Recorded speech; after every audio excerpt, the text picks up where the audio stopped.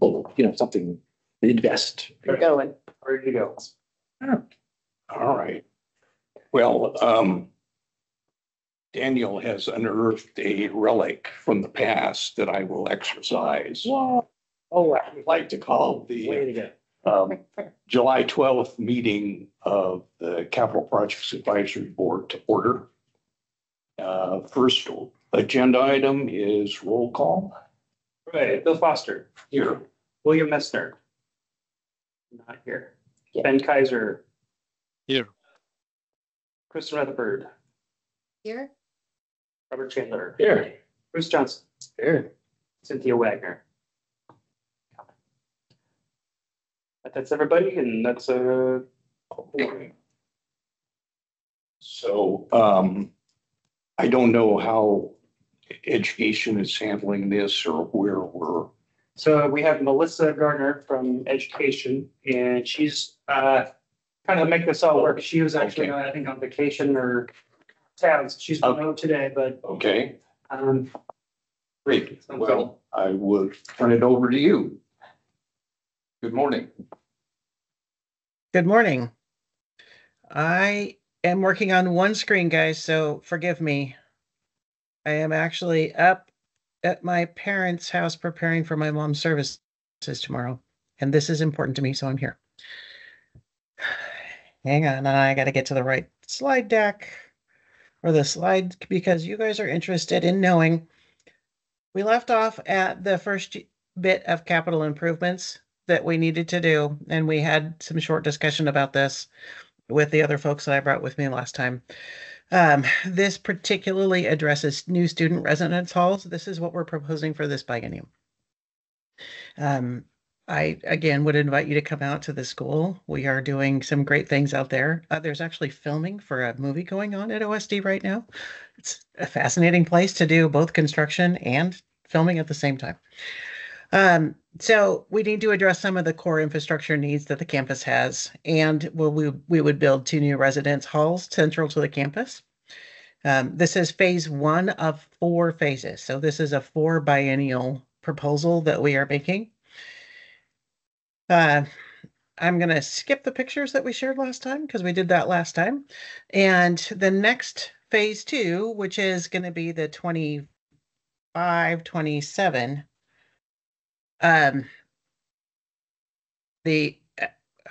guys, it's so hard for me to keep track of years. So not the bonds we're proposing right now, but the ones we would propose for next biennium, that would deal with a new high school.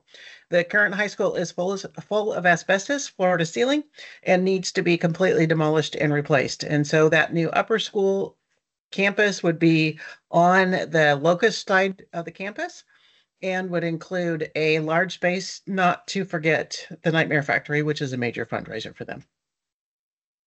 In the following biennium, we would be doing some retrogrades to the building so this would be an upgrade to the buildings, not building anything new.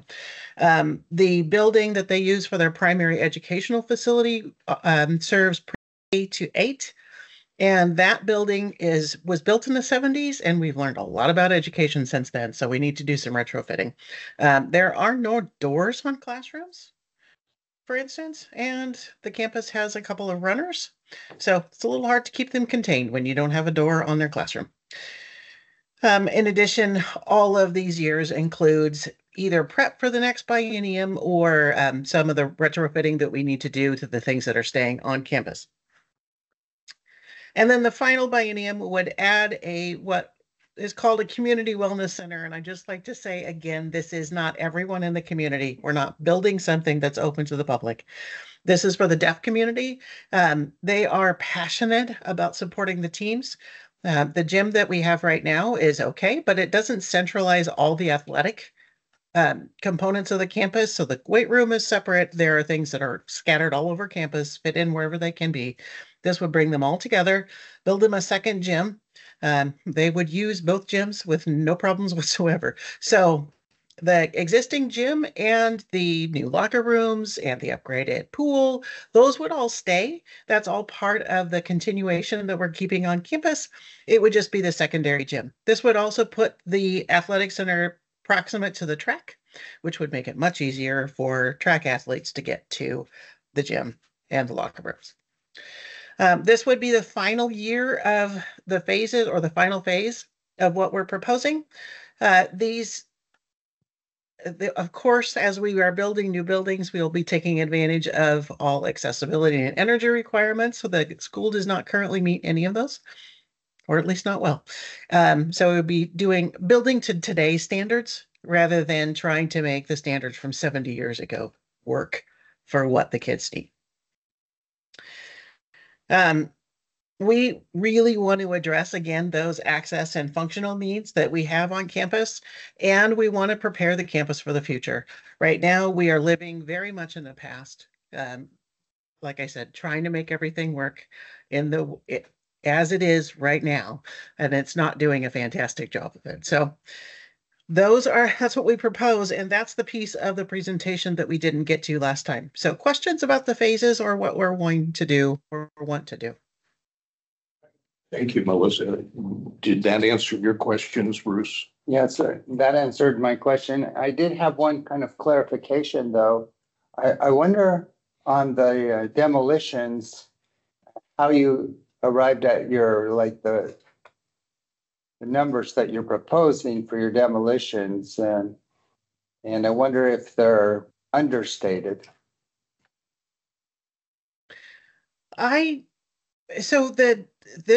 The proposals that we built as part of our long-range facility plan, and those were all cost estimated and then adjusted for the biennium.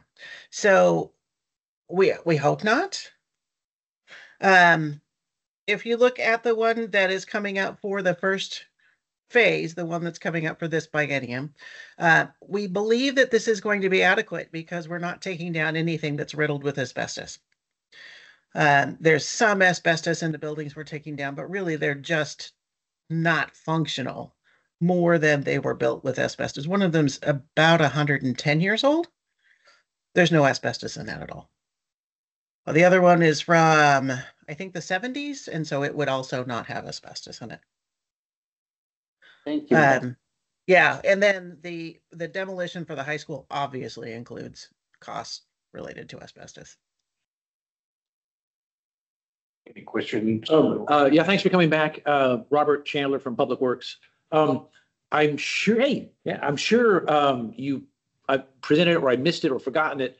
What is your current population and in full build out for this thing here? What are you targeting for your student population? So our current OSD student population is currently sitting right at 100. It varies by 5 or 10 in any given year. And our target population is between 200 and 250 students. That is the appropriate, of the 1,000 deaf students in Oregon, deaf and hard of hearing students in Oregon, that's about the appropriate number that's right for residential school. Okay, so you're planning on building what we call full build out conditions over the years. Correct. Beautiful. Thank you. Yep. Ben? Good. You, Kristen.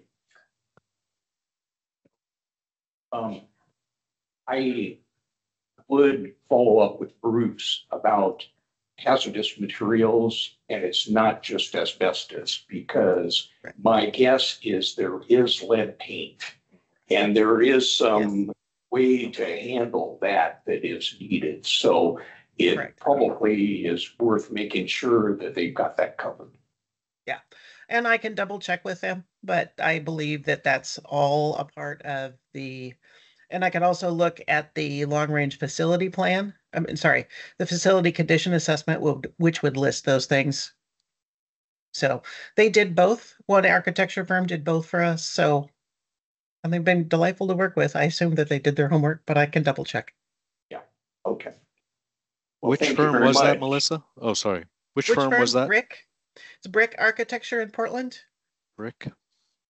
Mm-hmm. And that's BRIC. Okay. And then you said at the end, when this is all done, 250 students would be on this campus? Mm-hmm. Which isn't a lot of kids. And they're the kids that they're among the most needy of our students. So it's possible to educate a deaf student in their community. Obviously, there's lots of them that are successful at that, but there are a certain number of them that this is the first time they would ever have met another deaf student ever when they come to campus. And then what part of this is already funded of these phases? Nothing. Yeah, so there's nothing that's already funded. All of our funded comes from the bonding process.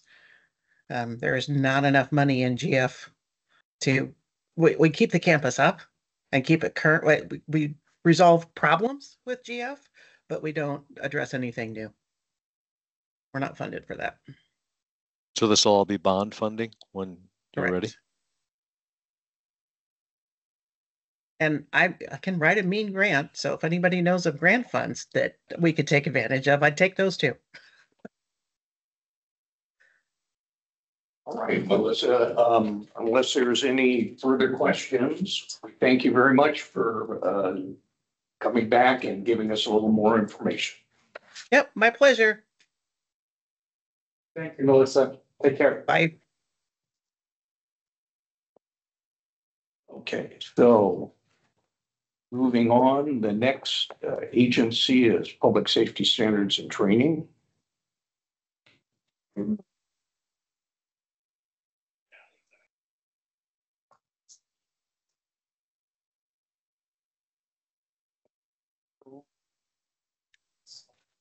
Somebody else, because I was. All right, Okay, thanks. you ready? Yes. Hello, my name is Michael Anderson. I'm the facilities manager for the Department of Public Safety Standards and Training, also known as DPSFT. A quick overview of our agency. So our mission statement is pursuing excellence in training and accountability for public safety professionals. Our guiding principles are safety and the well-being of staff and students and quality of our service we provide. An overview of our services. So the agency is the Public Safety Academy for the state. All public safety professionals outside of DOC come to the academy for their basic training.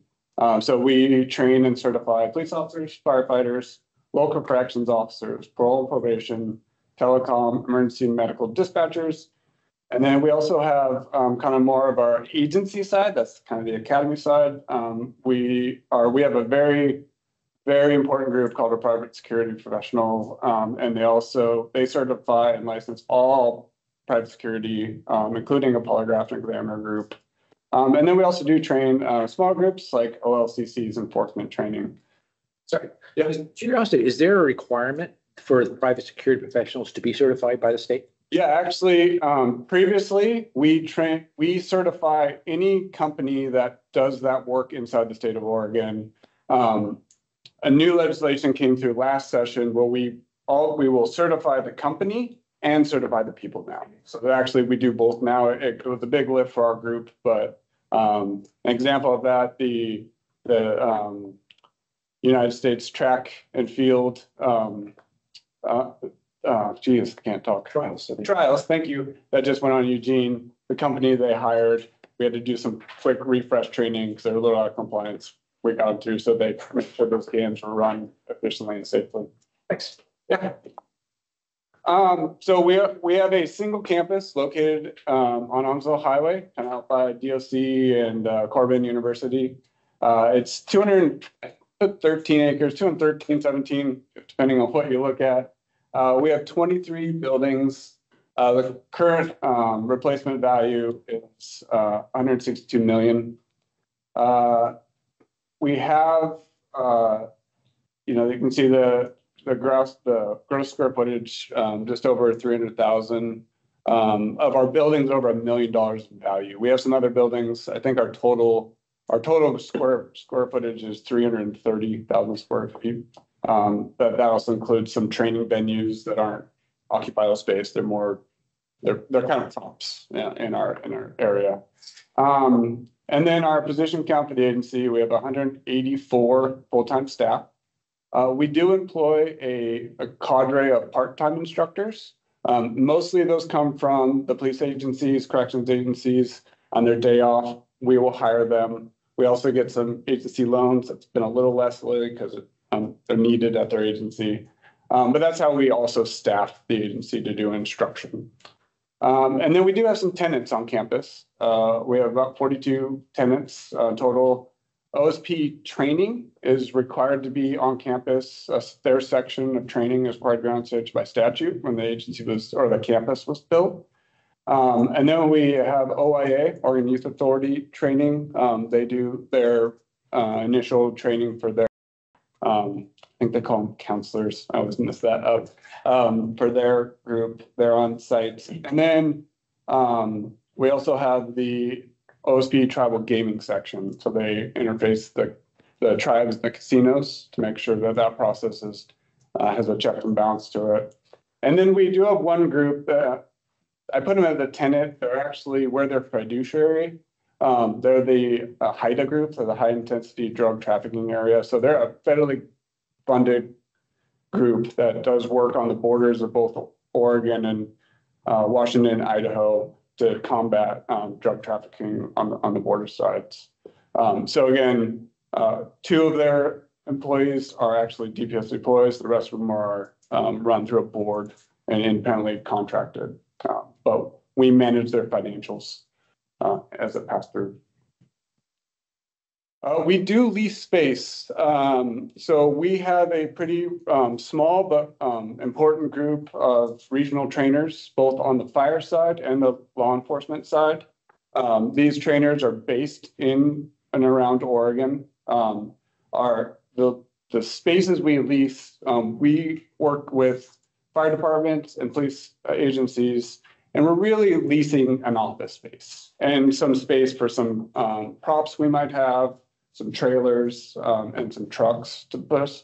So those locations are in Redmond, Coos Bay, Hermiston, Banks, Burns, Hood River.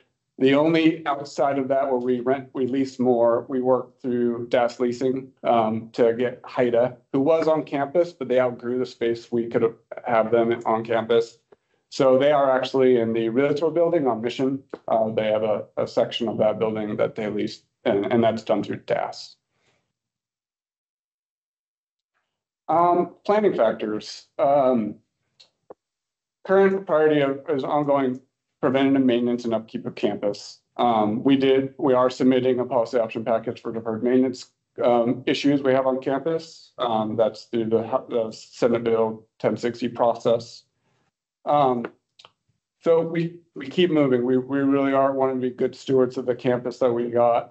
As some of you might know, before we had the Salem campus, we were located in Monmouth on the site of Western Oregon University, which I'm an alumni of. When we brought in, we had to do a lot of traveling when we were there. We had to go to Corvallis, go to Adair for different things. So we are allowed, once we got to the campus, to really forward our curriculum and our training so that we could be time focused and be more thoughtful. We actually increased to 16 weeks for a basic police class when we did that. So we're really trying to make sure that we're good stewards of that land. Recent planning factors that have hit us, and you might have seen some of this in the news. When we came out of COVID, there was a hiring lull for many different factors, police reform, COVID, some of those factors. Police agencies had vacancies, but they couldn't fill them. About a year and a half ago, we saw those actually being able to start getting hired. And so with that, we got hit.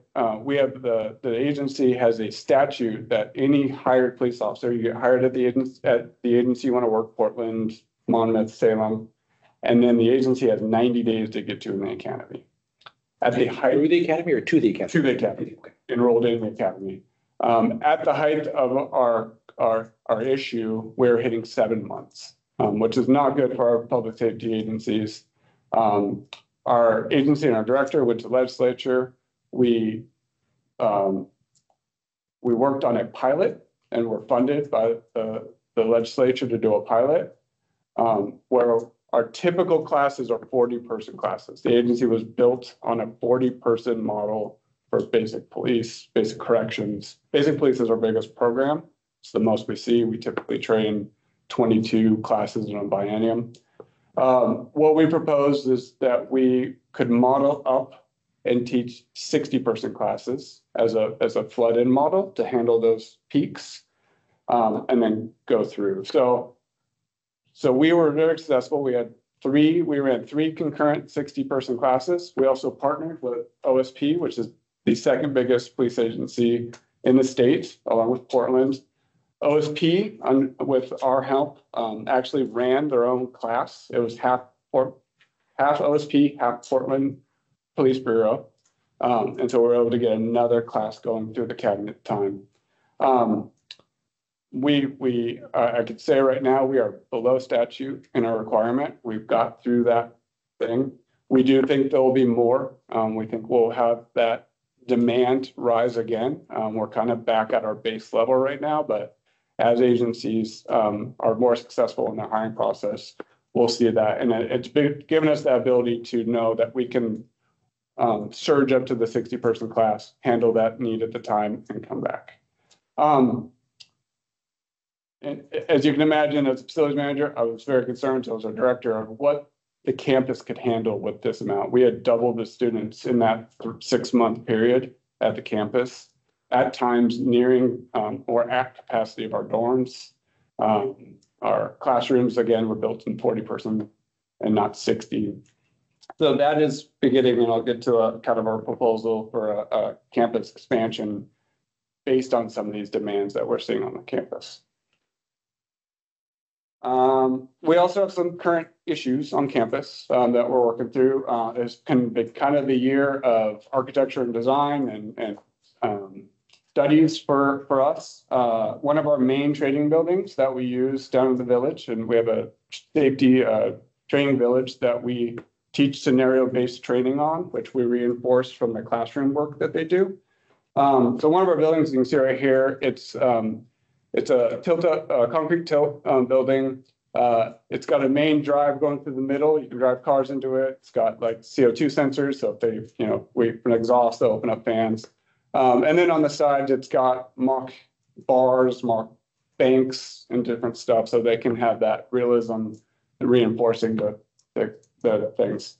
Early this biennium, we had been monitoring some small cracks in the building. They've gotten more intense. We brought CPAB engineering out, and they did a study for us. What we found is we had some wind shear issues, and actually wind shear issues because of the big doors on either side. The wind shear issues were coming from the inside of the building out. So it was the outward pressure of the wind.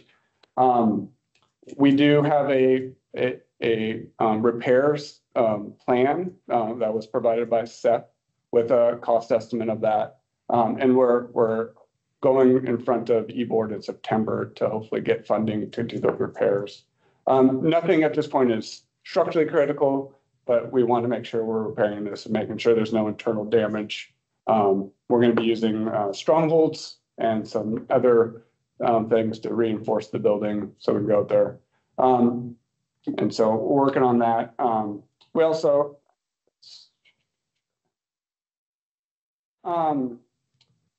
so with that, DVST it did work on updating our master plan in response to the surge we saw and to our expansion thing. DVST did do our facilities condition assessment in 2018. We're getting close to renewing that, and that's our number one goal for us in the new biennium, is to get that FCA done so that we can get that new fresh data in the new Triega system. Once that's live, it'll be a little bit backwards. I know Triega will be done before we can do the FCA, but we'll have that new data, and then hopefully, and by the time we come in 2 years in front of you again, we'll have really good data for you on how our buildings are performing and what our needs are. And again, like I said, our demand on services is based on the public safety agency needs. Like I said before, vacancies is what we survey agencies on, but what we found is vacancies do not mean enrollment in the campus. Public safety agencies have a very demanding hiring process. They need to go through psych evaluations and they need to have enough. And we can't count on their vacancy numbers. We know there's a big vacancy potential out there. The big ones, Portland, OSP, they have a huge vacancy potential. It's just whether or not they can get the people in and into the academy. We also are trying to do some other things. You know, we are a physically based training model, but there are some things we can do that are virtual. So we also have a policy option package to fund a learning management system so we can do more virtual training, be more efficient with times that we don't need to be on campus. We have some advanced training for advanced staff, and we could be doing more of that on site and not having so much on it. We just do have to have people on campus driving cars and in the shooting range. And so we still have that physical need. And then DVC has been a long member of the Strategic Energy Management, SAM, and we're working on preparations for the House Bill 3409 rollout in several years. We know that's a big push, and we want to make sure that we're staying with the energy models and needs of the state. Things we've been working on, like I said, we've been doing a lot of architecture and engineering studies. We have a cooling system in our dorm building that needs replacement. We're working with Systems West on a new plan on how to do that. We have the structural issues on the F building, like I pointed out earlier. And we will continue to make sure our repairs are done when we get funds. We did do some good replacements of HVAC units on our dorm building that we needed. You can see pictured right there. And then we did transition to more ductless heat pumps on several of our smaller training buildings to be more efficient with what we have. And then LED lighting, it's an ongoing process with us. We have a lot of lights on campus, and we're going to continue to switch those out to LED. This is our current facilities condition. Right now, we're sitting at 1%. The 10-year, that's 10 years from when we did the original FCA. I would love to say this data is perfect, but it's not. We lost a little bit of data when the old iPlan system went away from us. And so we're really excited for DAS's rollout of the Triega suite so that we can be more agile and more aware of where we are at a full time. But we are sitting, we were doing some things like last time I came in front of this group, we were restoring several roofs on campus. We still want to do that. We need funding at times. We didn't get the pop we asked for last biennium.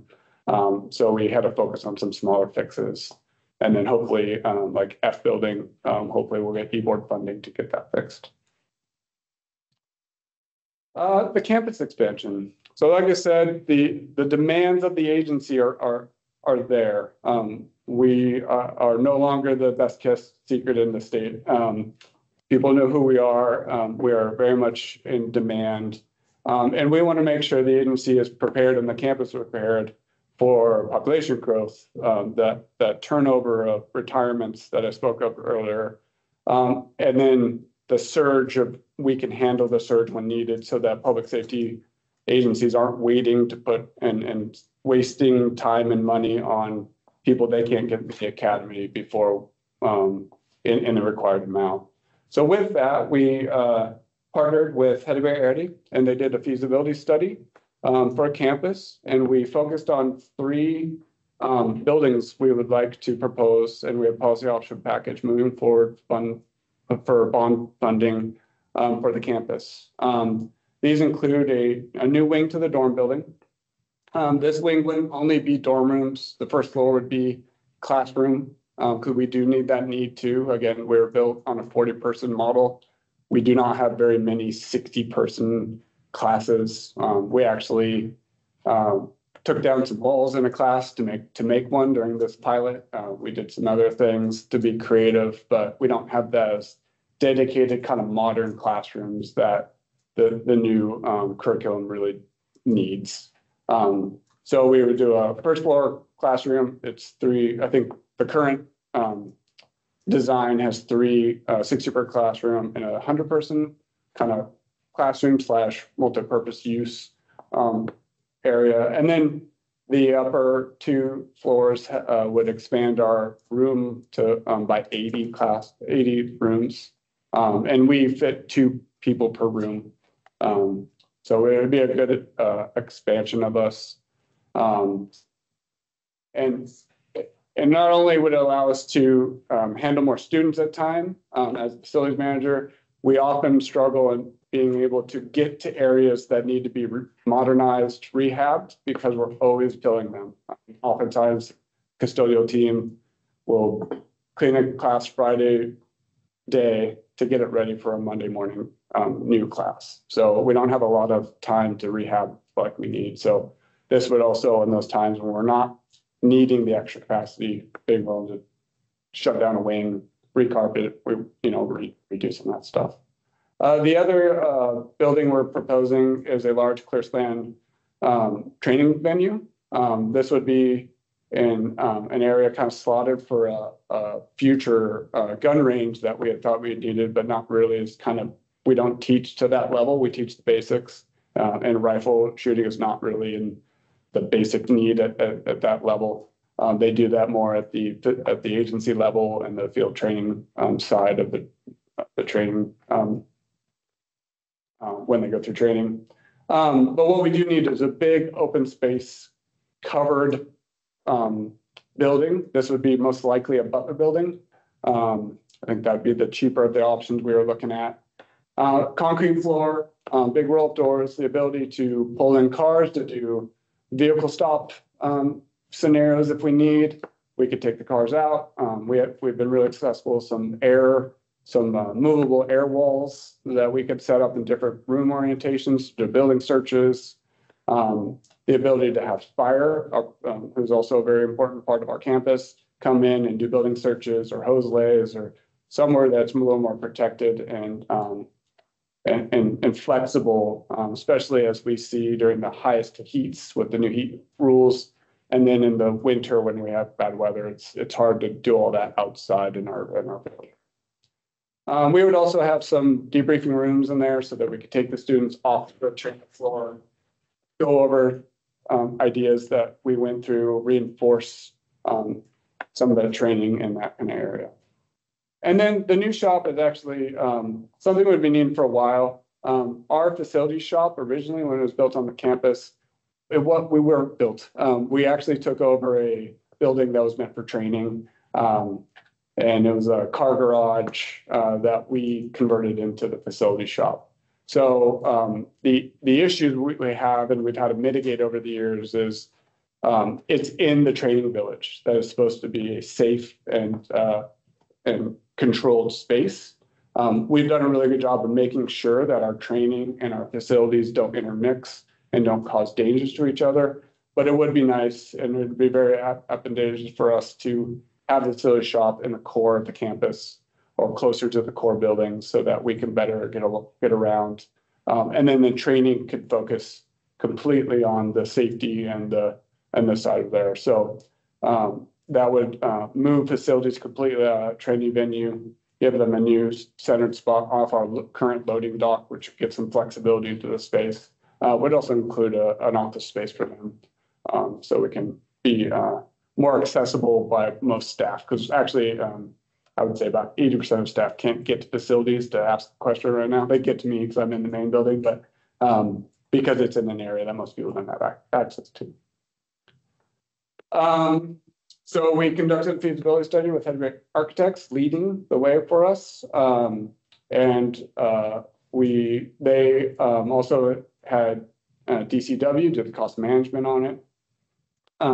We did have a pre-application meeting with the city of Salem in May.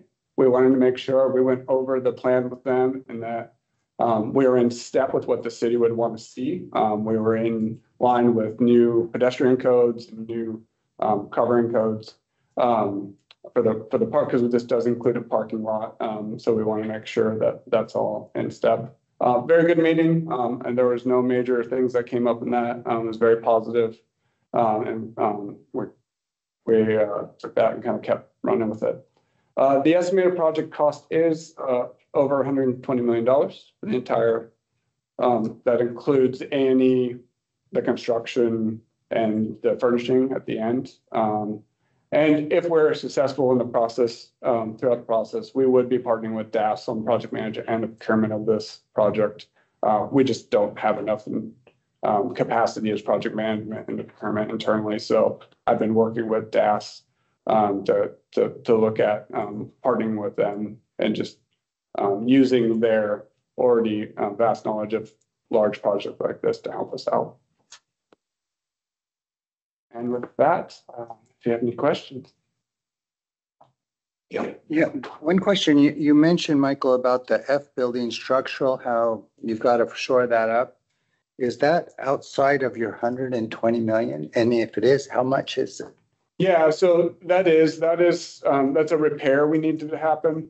And the cost estimates came back at $870,000 for that project, which is why we don't have that in right now in our current budget. Be above the 2% that you might be putting away for.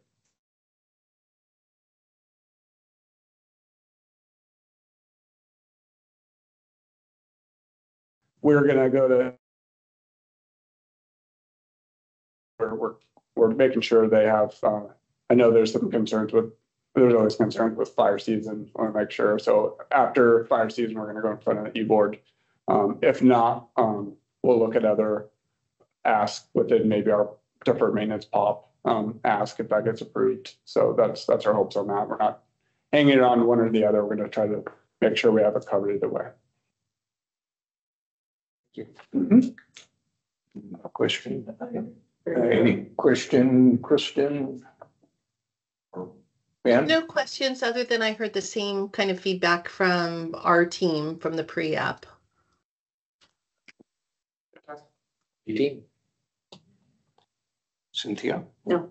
No. Well, I think we appreciate the presentation and thank you very much, Mike. Awesome. Thank you all. Thank you very much.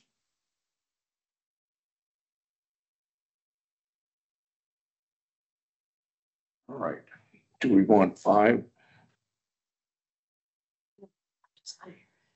I'm good for the next. Yep, do the next. Do the next one? Okay. Then next is Department of 3.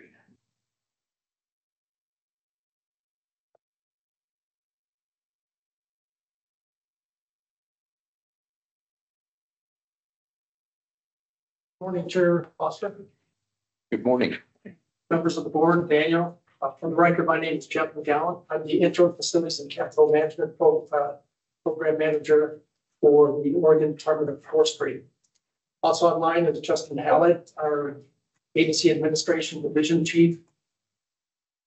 And, to whom I directly report, he's online, and if needed, he can address questions on our agency's organization of programs that are not specific to facilities. I will start with a summary of our agency's mission, followed by a summary of our facilities, including the facilities condition index, metric stats, and our building structure portfolio, some of the strategic energy management initiatives, and then I'll talk about our investment strategies that helps facilitate effective long-range planning and overall good stewardship of our buildings and infrastructure, and apply best management practices as facilities managers. Finally, I'll talk about the capital construction policy option packages to be carried forward by our agency this upcoming legislative session.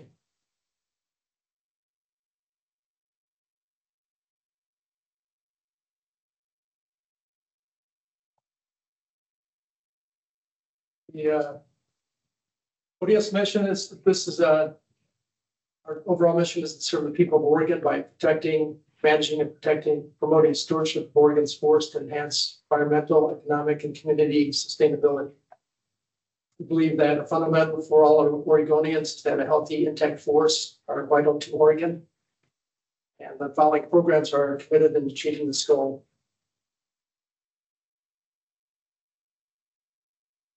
Fire protection program is our oldest and largest program. for the Department of Forestry. It's well established, understood, and supported purpose and set of expectations. Nice photos. Thank you. Does Yes. CP, do you train for wildfire, or did you talk about fire protection? Do you guys do some wildfire training, or who does it for this forestry? We do have an internal group that does do some wildfire training, and then we've worked in the past, certain groups go Op Smoky where we train National Guards.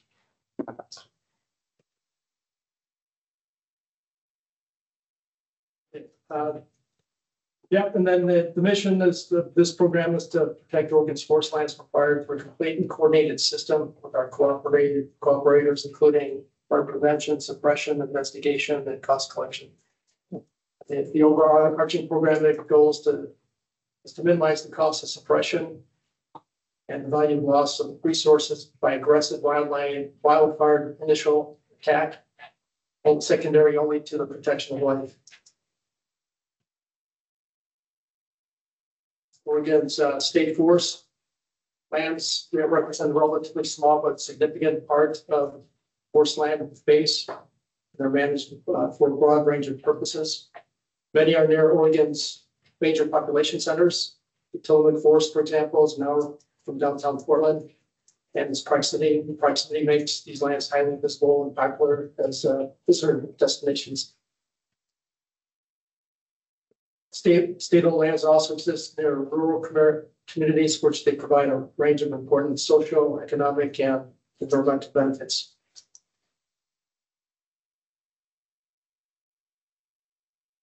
And our forest resources, which was formerly known as private forest, the purpose of that is to work with landowners to protect natural resources on all these lands. And the premise, ODF's mission rests on the premise that productive private forest lands provide value for all Oregonians, and a statutory policy of the state that the leading use of Oregon's private lands is the continuous growing and harvesting of trees.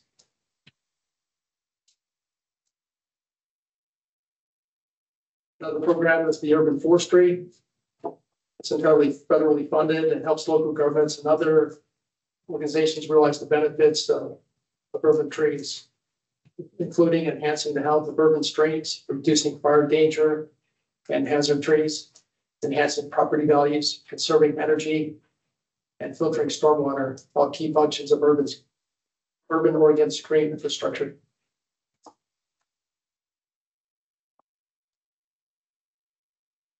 As far as funding types, we're funding through a variety of funding sources. It's public sources, private sources, other revenue sources. So including timber sales, harvest taxes, camping fees, partial fees from ATVs. Get funding from various streams.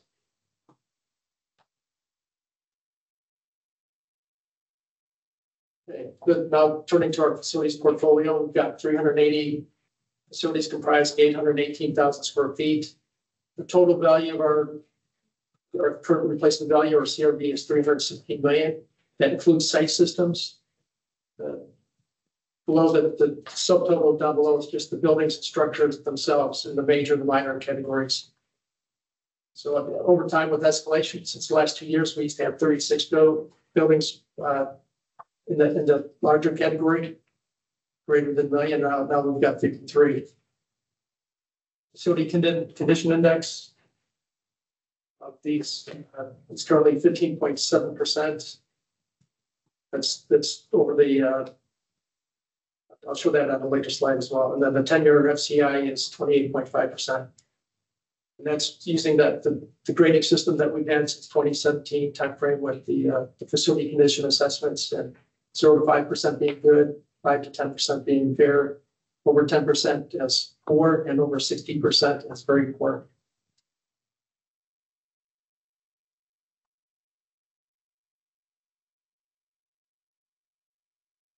Currently, we're at, as of today, 14.8%. And then looking at the end of the biennium for 25-27, with the funding that we have and that we're asking, would be 13.7%. And then the 10-year outlook is 28.5%. There's the trending of our current facility index. So over time, we've been creeping up. We have been making progress by using regular operations maintenance funds to do some of the work. Some of the big number of the jump is also where we put the start and the end of the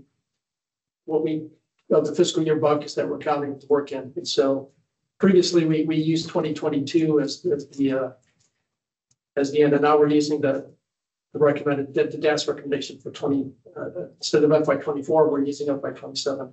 So that's why the number kept going up. But we've also made progress in that from the 21-23 biennium at 4.8 million. Just recently, over the past few years, we've staffed up and additional capacity to execute facilities work, and so we just recently received the 4.8 million in from bond funding for that authorization. So we'll expend that over the next 2 years. This is our 10-year trend. We're pretty much holding steady from last biennium at 28%, just over. So this trends with 7 lines here. The black line at the very bottom is if we're fully funded, and if we have been fully funded each year for all our maintenance needs for all our facilities. That's what the profile would look like. And you can see in 2028, you've got a larger chunk of work that's required for capital renewal. And then again, out in 2033. And the red line is if we do nothing, and that 14.8%, that's just counting, not spending more money, but where we're at right now for this year, fiscal year. And then the red year, if we don't fund, we go to 28.5%. And then the lighter green line just below that is with the 4.8 million that we just received. And so for the next couple of years, that'll trend downward. And then after that, if we don't invest more, it'll stay even with the unfunded line above. And the dark green line represents basically our as planned right now. So with the 4.8 million and the 6 million that we're asking for this next biennium, that'll get us to 13.7% at the end of 2027. And then if we don't fund again, it'll still track with the unfunded line. The blue line represents if we always get funded minimum 2% of CRB based on SB 1067, it'll basically hold steady. And then if we double that, the orange line will be 4% of CRB or 2% per year. That would get us down to about 8.5% at the end of 10 years. And then if we just want to set a target like the purple line to be at the mid range of the fair condition from 5 to 10%, right at 7.5%, that would require over the next 2 years 2.06% of CRB per year, so 4.12% per biennium. And part of these numbers, I'll get to when I get to another slide, but our numbers aren't exact, but our data is getting better over time. This is our space utilization that we calculated back in 2022. I did not update the slide. However, we've at the time we used 1,000 FTE, and since then our staffing has also grown. And we used position counts. We're actually at 1,400 for position counts. So that includes about 344 in Salem, at Florida campus, and the rest spread across the state at our district and unit offices. So the numbers on here would actually go down to the in Salem headquarters, calculate more like about 125 square feet per person. And I don't have the number for the field office, but I do understand. I believe when I calculated this a couple of years ago, I was using all office space or all space, and if I just use just the office space, it's actually a tighter fit. And I understand from our field offices that we do pack people pretty closely. So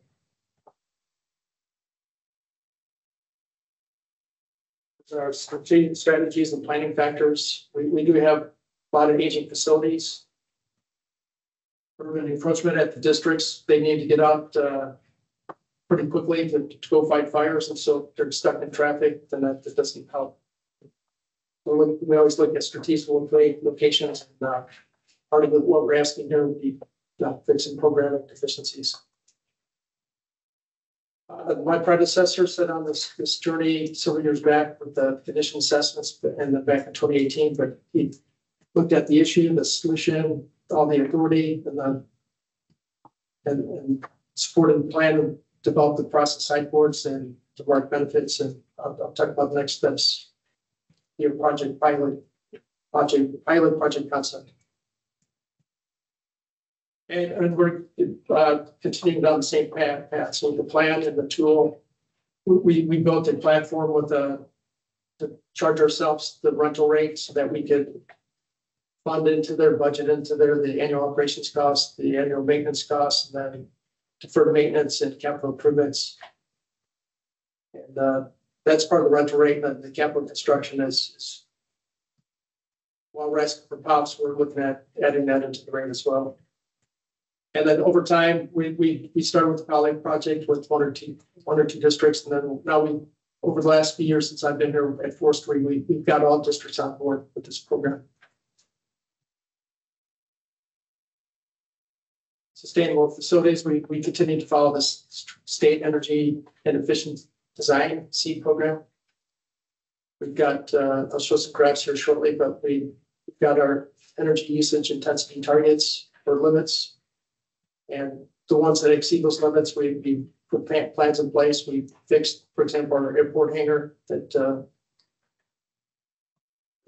we won't see it until the next report. We should see better results. And I'll show that on the graph. We also continue to participate in strategic energy management program run through ETO, Energy Trust of Oregon. Again, we do projects for that. We're working on encouraging occupant engagement to increase that part. Not just centrally, we're well in tune with saving energy, but we're working to get that out to more field offices. I'm sure they look up for their budgets, but we're going to help provide subject matter expertise to help them help themselves. And then as far as risk climate change mitigation, we did a few years back put in charging stations at our main campus. We're taking a look now with some of the mandates on electric vehicles for other locations for chargers. And then we're also using the DAS tool for the climate tool to do an inventory of our greenhouse gases and a plan of actions to help mitigate that.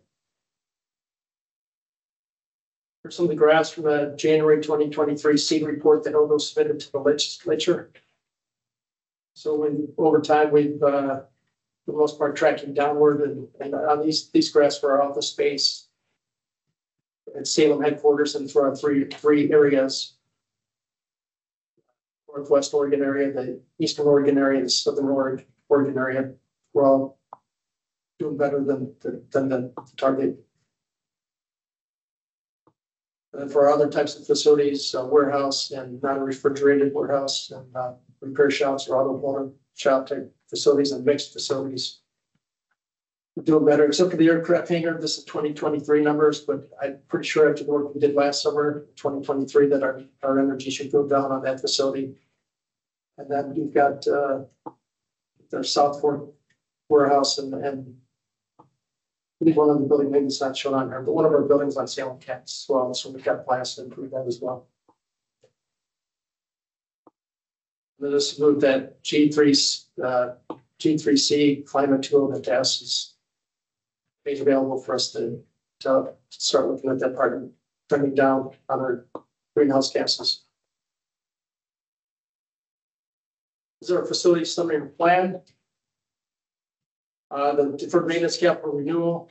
So those are only the numbers for the ask for this biennium, the 6 million, 1.3 million in priority one. However, this is using the priorities set at the time of the 2017 facility condition assessments. And so I have not gone back in and changed priority 2 or priority 3 stuff at the time that may now be priority 1. So I'm sure the number of the priority 1 will be larger now. And likewise, we still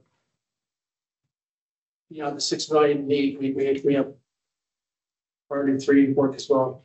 And then having focus on the resilience risk work. One of our projects I'll talk about that does have seismic improvements, and then some of the other, or a couple of those projects do. And but I know we have some reports that we'll add on to our meeting next time as well as we address those risks. And then the modernization at 49 million or so. Total for this is 55 million.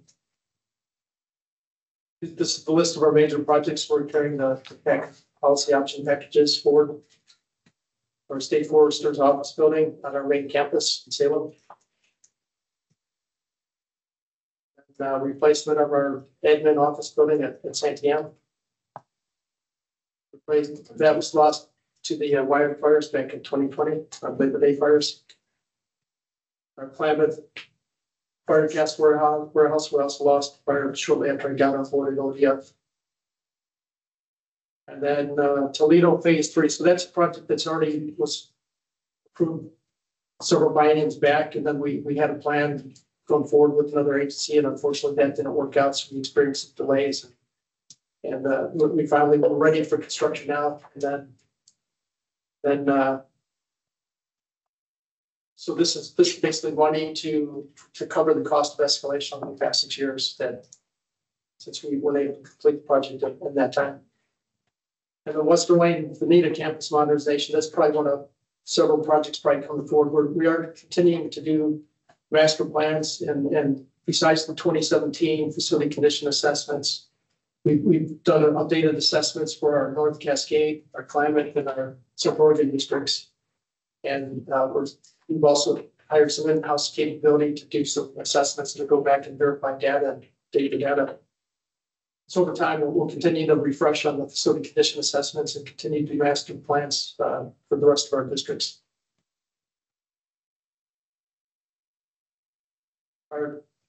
This is one of the capital projects. This has been approved several times before by this board, and in the last few times that I've been here at the Capital Planning Commission as well. Pictures of the contemporary and historic pictures. More historic pictures.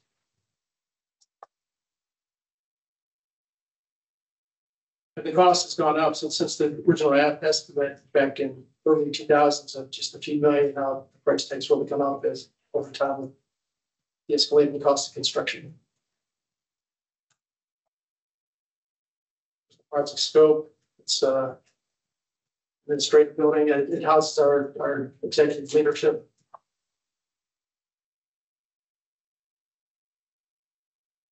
It's in keeping with our master plan. It's an important facility, historic facility on the National Register of Historic Places. It's got some definitely for exterior and also interior. There's some of the scope, mostly like the architectural, seismic, civil type stuff on the left, and then mechanical, electrical, plumbing scope on the right hand side.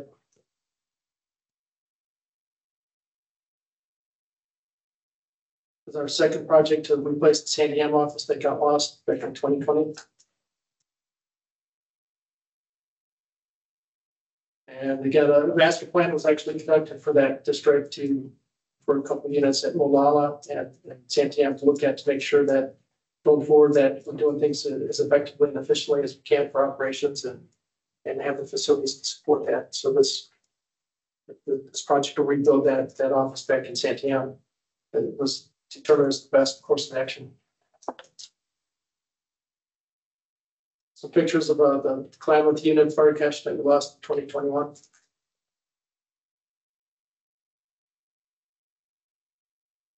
Again, they've done a master plan there back in June last year. Again, using a district-wide view program, they also looked at master plan, not just at Klamath, but also the Lakeview office or district or unit, I should say, at the same time. So this is the Veneta campus modernization. One of the units, the primary where the Western Wayne district office itself is located. And we've got a mix of facilities with different conditions, but the majority of the conditions are 60% or greater on the facility condition index. So they're at that point where it's more cost effective to replace them instead of fixing them. I'm sorry, can you orient me? Where is Veneta?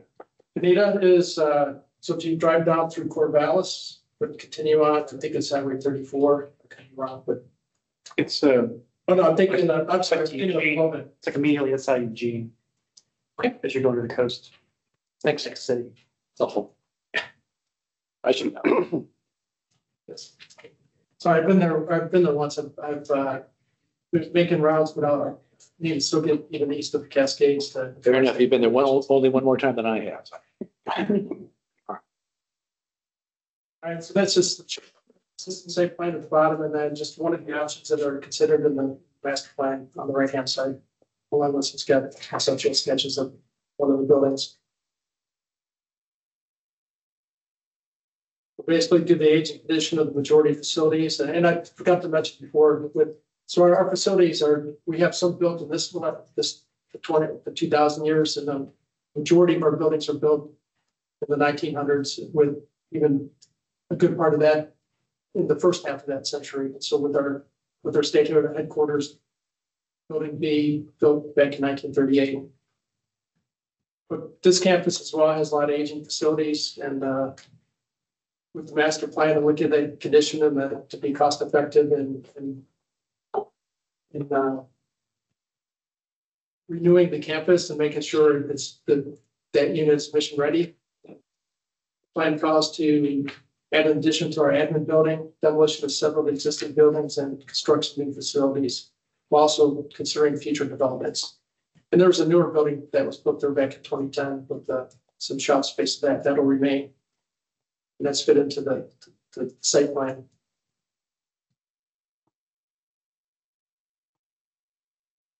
And this is another campus type project or program, but this is the project that we're asking for more money, $6 million more to accommodate the increased cost of construction to finish the project. And this project itself at that site has a lot of ancient buildings again, and the facility condition index of most of those buildings are greater than 60%. Some are less, but they're still relatively high. And it's also built on sloped ground that has some stability issues. So we've got slope backing up right against one of our buildings, our warehouse or shop space. And then we've got some cracks on the access road, cracks down the middle of the road where the ground appears unstable as well. So this is to fix that and aging facilities and look strategically to a better location where it's not going to be in Toledo, and it'll end up being in Newport. And we're construction ready. You can see just some little small pictures of the construction documents that are ready to go to start building. And the specifications. So already talked about most of this. It also gets them outside of the tsunami inundation zone.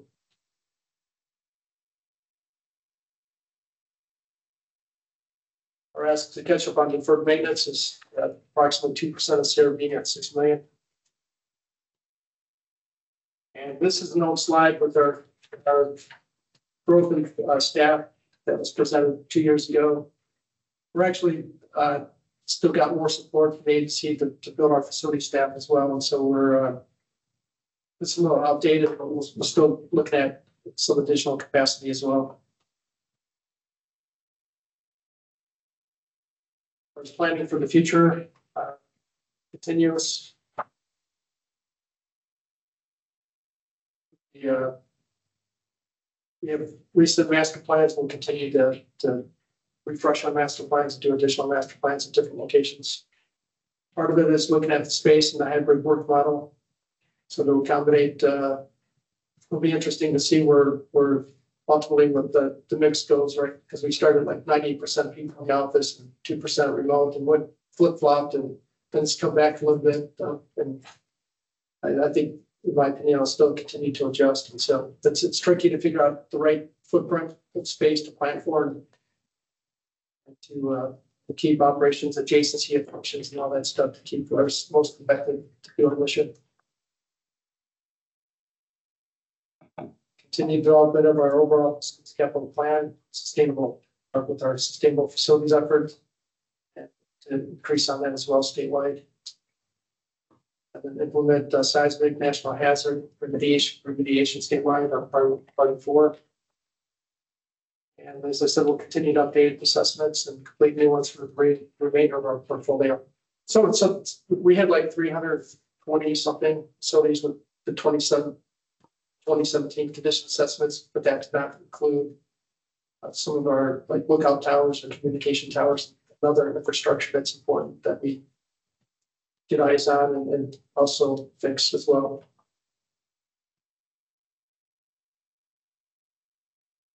Okay, I appreciate your time and consideration of our request and our program, and am available for any questions. One question here, when facilities that are lost by fire, are they insured? Are there insurance funds to help replace those? There are, and I'm not totally versed on it, but the state is self-insured, and I know they carry some sort of umbrella commercial policy as well. I have not been directly involved in that. Okay. You still have to fund the entire, you have to figure out how to fund the entire. But the insurance is managed elsewhere and you're going to ask for funds. Sure. Yeah, and part of that speaks to the importance they have our data on current replacement values up to date and the contents value as well. And so that's part of what we do on an annual basis to refresh on that. And yes. So I have a question, but it actually starts with Daniel, because I may not have to ask you. Daniel, does our purview on this board include infrastructure like bridges? Purview pertains to state buildings. Only buildings?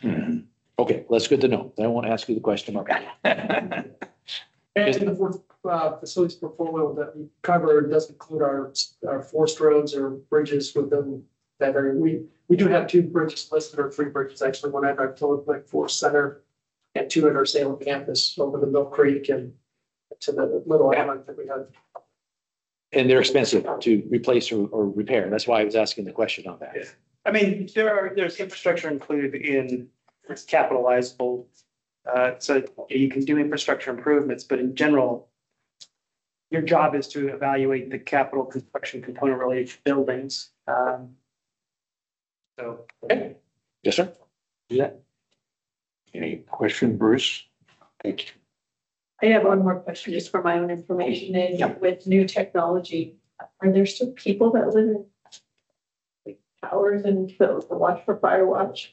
So people are little, you have to keep those up for habitation. Yeah, so. Yeah, well, over time, we've replaced some technology on there with detection cameras and so the need for a summer home for college or whatever it's called. Decreased, but I don't know for sure, but I do believe we still have people seasonally at stations. So those have to be maintained for habitation, not just for technology and cameras. Well, yeah, for example, I know the school communications tower where you can see the cross brace with the bolt that the nut fell off, and so you can see it in the wind, and it's probably not the only ones. We do have to go back and before anybody climbs up there to check on the communications equipment or smoke detection equipment, that we need to make sure it's safe for them to do so. But they're not living. But how many are living up there for the summer? It's my question. Some still are. Yeah. Cool. Any questions, Kristen? No, I don't. Ben?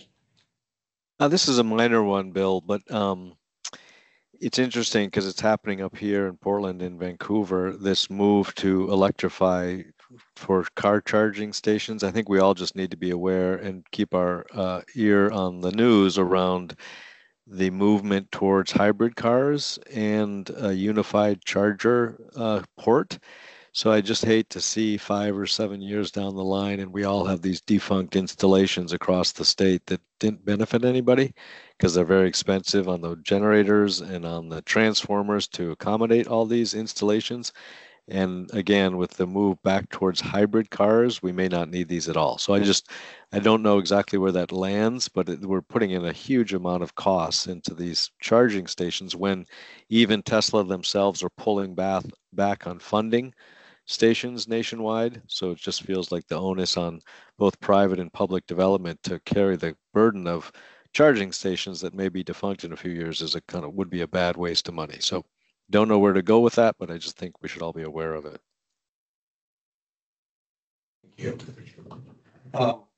Thank you, Jeffrey. Appreciate the presentation. And with that, I think we'll take a 5-minute break and come back to Fish and Wildlife.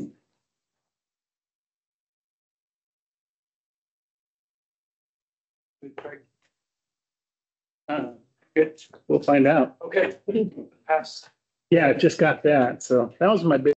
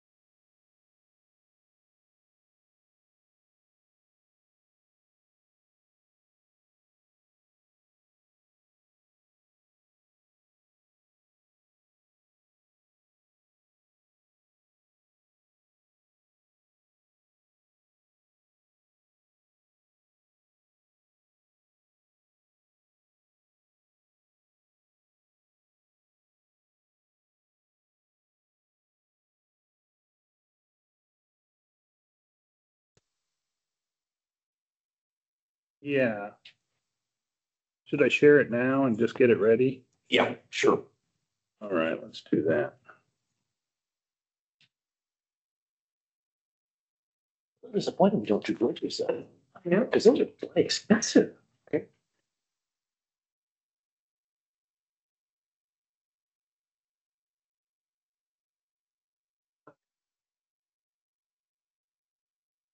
Okay, so um, we welcome you this morning. And the floor is yours. Very good, thank you. So I am Craig Shoemate. I'm with the Department of Fish and Wildlife, and going to be sharing a little bit about our facility plan with you all today. So for those of you that aren't real familiar with our agency, our mission is to protect and enhance Oregon's fish and wildlife and their habitats for use and enjoyment by present and future generations. So that's our mission. That everything we do falls in line to support that. We are headquartered here in Salem. Some of you might be familiar with our office headquarters on Industrial Drive. It's kind of a showcase for us. It's one of our, something we're very proud of. And it's a successful example, I would say, of a large scale adaptive reuse project where we took a warehouse and adapted it to modern office. Has a nice commission room that you might be aware of as well. It's probably close to 111,000 square feet. Nice facility.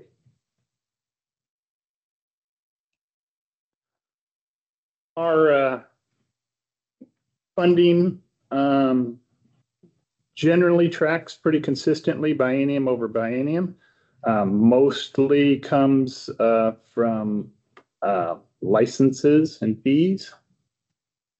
And as you can see on this graph, I think pretty well. General Fund 19, Lottery Fund, we're not expecting any in the upcoming biennium. Other funds is kind of outlined on this bar graph, is kind of broken up. And then federal funds is another major source of funding for our projects. This chart over on the right-hand side shows you a little bit how our division is three major programs, fish being one, wildlife being another, and habitat being the third. And then we do have an administrative division on top of that. Each of those program divisions is divided into East region and West region, down pretty much down the middle of the state. We'll see that. This bar graph over here is 23-25 biennium, but again, it's fairly reflective to give you the big picture of major funding sources. So this map does delineate between the east and west regions that I was talking about. So that gives you an idea. As you can see, we're pretty broad, all corners of the state, very diverse portfolio. And we have, if you're looking at just facility buildings, we have 611 by inventory count, with a gross square foot of 2.6 million square feet. Major facilities is coming in close to 80. And we've got about 861,000 square feet in those major facilities. Total major facility, again, if you just isolate it down to that, for current replacement value is 344 million.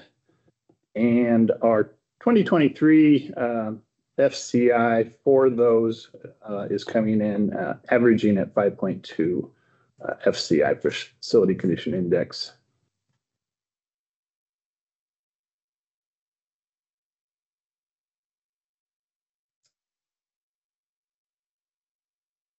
This dashboard here is one that we've developed based on for internal for our leadership to take in data on our portfolio. What this shows for facilities in our operations, we define facilities both as traditional buildings, 4 walls and a roof, but also infrastructure. Being a natural resource-based agency, we have a tremendous amount of assets, constructed assets that don't fall into the traditional buildings. And so they're really not reflected a lot in the reporting to this group because it really focuses on buildings, but we track it. They're high value and they require budgeting for deferred maintenance. These kind of things could be storage buildings, which are pretty straightforward, but things like our holding ponds, which are raceways, dams, screen intakes, on and on, storage tanks. We've got a lot of infrastructure that is quite expensive, and it does age and it needs maintenance, and then it needs to be tracked for end of life cycle. So that's kind of what we've got here. And as you can see up here, the current replacement value is for all of those is approaching 828 million. And deferred maintenance, again, for the entire portfolio is close to 69 million. And the average FCI for all of that portfolio is coming in at 0.08. So we kind of show on the condition index chart about where that is coming in. But these planning factors that we use for this apply to everything we're going to talk about today. Our objectives, as it says, is to manage each asset based on how well it supports our mission, directing resources where they're needed most. And we focus on really the planning efforts are long-term overall condition of the portfolio and assets, and we give priority to those that are most important to our mission that we described earlier. So we evaluate all the assets, not only based on their condition, but based on their value. So we combine those two when we're prioritizing where's the best place to invest the really limited resources and funding that we have to put toward those. We use that kind of a metric and identify opportunities to dispose of assets that are no longer support our mission. So we do have buildings that it doesn't make any sense. They had a purpose at one time and they are in poor condition, but really an example would be one of our wildlife has a pheasant breeding building. It's quite large. We had a breeding program for pheasants down in Corvallis, and we no longer have that program, but we have that large building. And to look at that in its old, it's in poor condition, would be an example of really giving us inaccurate information that we have a huge liability there. We need to put money toward it when we don't. So those are help us identify by doing these condition assessments, which we are now doing annually, allows us to identify not only the condition, but its value to our agency mission. And disposing of those can cut costs, limit our liability, and free up funding for other things. So this is kind of a chart, if you will, for our investment prioritization that I kind of described. And on the right-hand side here is the three areas is it's either mission critical, high mission dependent, which is a medium range, or not mission dependent. So those are things that the program can utilize, but can be replaced by some other facility elsewhere, that type of thing. And so those are the things that we would put lower, certainly in our prioritization of funding. This chart on the left-hand side here is actually adapted from national U.S. Fish and Wildlife, and it gives a graphical representation of what I just described, where you've got in the upper left quadrant there, you've got something that is high value, that highly dependent, can't be replaced, and is critical to that program and mission being accomplished. It also represents something with a very low FCI. So for a small investment, you can keep that operating at peak efficiency. And so you've got a high value asset with little deferred maintenance need. And that would be, in our minds, the first prioritization for funding. And as this group probably knows,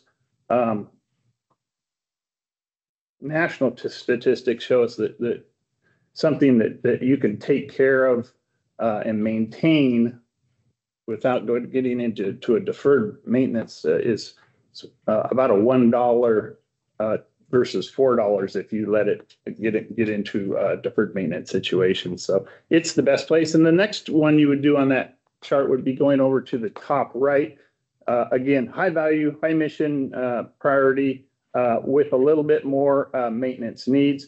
By putting money into that, you can move that into the left corner. So that's our strategy. It's our prioritization that we use, and that's how we kind of attack things.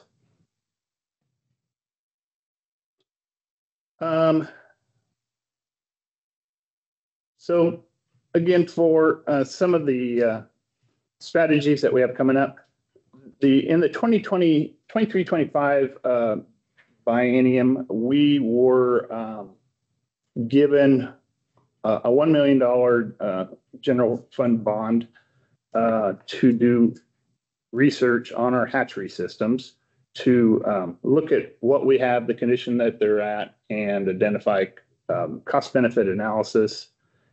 And then as this one's here, the infrastructure upgrades were that we have identified and received federal funding. Again, this is in this category where FF would be federal funding investment. We've got some pretty significant funding coming in from federal side of things to invest in the Columbia Basin, and the other area is Coal River, which is down in southern region of the state. That's a Army Corps of Engineer that we manage. So that's just kind of to give you an idea of some of the projects that we're looking at. Now for the 25-27 coming up, we are looking, we're faced, our hatchery systems is what this focuses on for this capital bond request. So based on the investment that we had for third-party contractors to come in and do their analysis to see where the best place to invest to take care of our hatchery systems. And again, we have about 33 hatchery systems, and there's going to be high focus on probably 14 of those for major upgrades in that. But as this says, our hatchery systems continue to face challenges from aging infrastructure. Many of them are 60, 70, 80 plus years old. We are maintaining those the best we can, but the changes that we are seeing in climate and impact, as well as oceans, are having significant challenges that we face in managing these resources as well.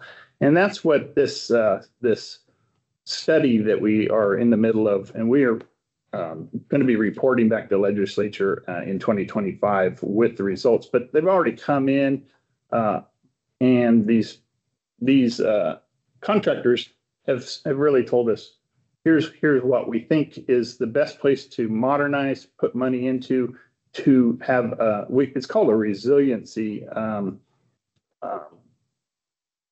bond for a reason, and it's really to just be able to react well to the climate change that we're seeing. And so this is this capital bond would go a long ways toward helping us be proactive and staying ahead of those kind of challenges. The other major project that we're putting forth in this biennium is a new watershed district office. And in this slide, you can see on the left-hand side is the current main office building at the Denman Wildlife Area. It's also known as the Rogue Watershed District Office, and it's located in Central Point. And I don't know if you are familiar with where that is, but it's in the Medford area. So this building has been in existence since the 1950s. It was built as a home, and originally I think it kind of made its way into an office type setting for lawyers, and I heard realtors as well. So when we acquired it, that was the history that we've had, and we've kind of again tried to adapt and use it. It's quite small, and so the slide on the right-hand side is a modular unit that we have put on site to help us accommodate some of the office space that we desperately need. And we've done enhancements and some add-ons. But I think we bridged between the garage structure with the breezeway, and this has been happening over the years. But it is slowly creeping up there, and FCI is getting quite high. It's an old structure, and it is wholly inadequate for space that we need for our current staffing. And we are projecting a growth of running biologists and other programs out of that building. So this is why we're putting this project forward. We believe it is a high value asset in a condition that doesn't make very much sense to put a bunch of money into it to renew the structure when the functionality of the building would still be inadequate. So we want to propose to demolish this building and build a new one on the same site, so we don't have any land costs to incur, but we would be putting up a new structure in its place. And these photos kind of give you a little bit of indication of the inside of it. It's quite cramped. We've got people, desks on top of desks, and people really trying to perform their jobs in less than ideal situations. This one on the right is actually, we've got a desk in a hallway. And so we're desperately needing more room.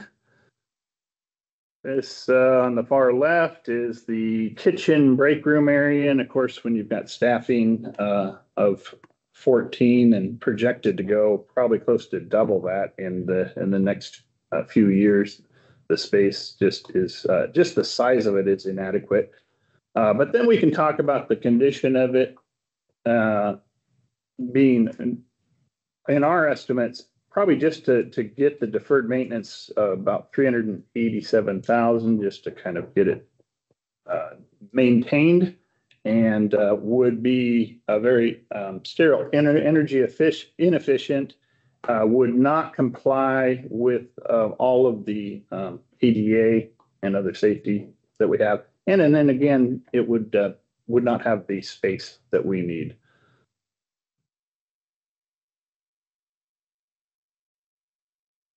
So as far as isolating the facility condition index down to just buildings, as we talked about, this chart shows we are at a 10.3% FCI for just those. With the bonding package pops that we are proposing as far as our agency request budget, we would expect that number to project into the area of 6.6 FCI. And without that, it would begin climbing quite sharply for obvious reasons. But the infrastructure that we have is very, it's aging, and it really is reaching its end of its life cycle. We see that, we've assessed it, and see where it's going. So to get ahead of that would require careful planning and some funding. And again, we're looking at just general fund today, but we also are looking at other funding sources, federal funding sources. And I know the presentation before this focused on some property losses from the 2020 wildfires. And those are also something that we have impacted our operations, and we've got funding now through the state insurance and through FEMA, and we will be rebuilding a new hatchery building down in the Klamath Basin. So those are not reflected in these kind of things, but would certainly, when we look at portfolio wide, it's going to keep that FCI trending in the right direction. Just remind you, that's time. So. Okay. We're just about done. So this just shows really kind of a little bit about what we're doing now. The top 3 lines, we're doing major office buildings at the Clackamas, the one our field station in Pendleton, and a new one for Central Oregon in Redmond to replace the one that we have in the Bend area. And then at the bottom is the proposed for 25-27 Rogue Watershed District office. The facility plan summary is pretty straightforward. The Rogue Watershed District office, as we're calling it, is wholly under the modernization category. And then the bond fund for our hatcheries is, again, we're going to probably look at putting that under a modernization category as well. It will definitely impact our deferred maintenance as well as doing enhancements to those programs. And this just summarizes it between those two.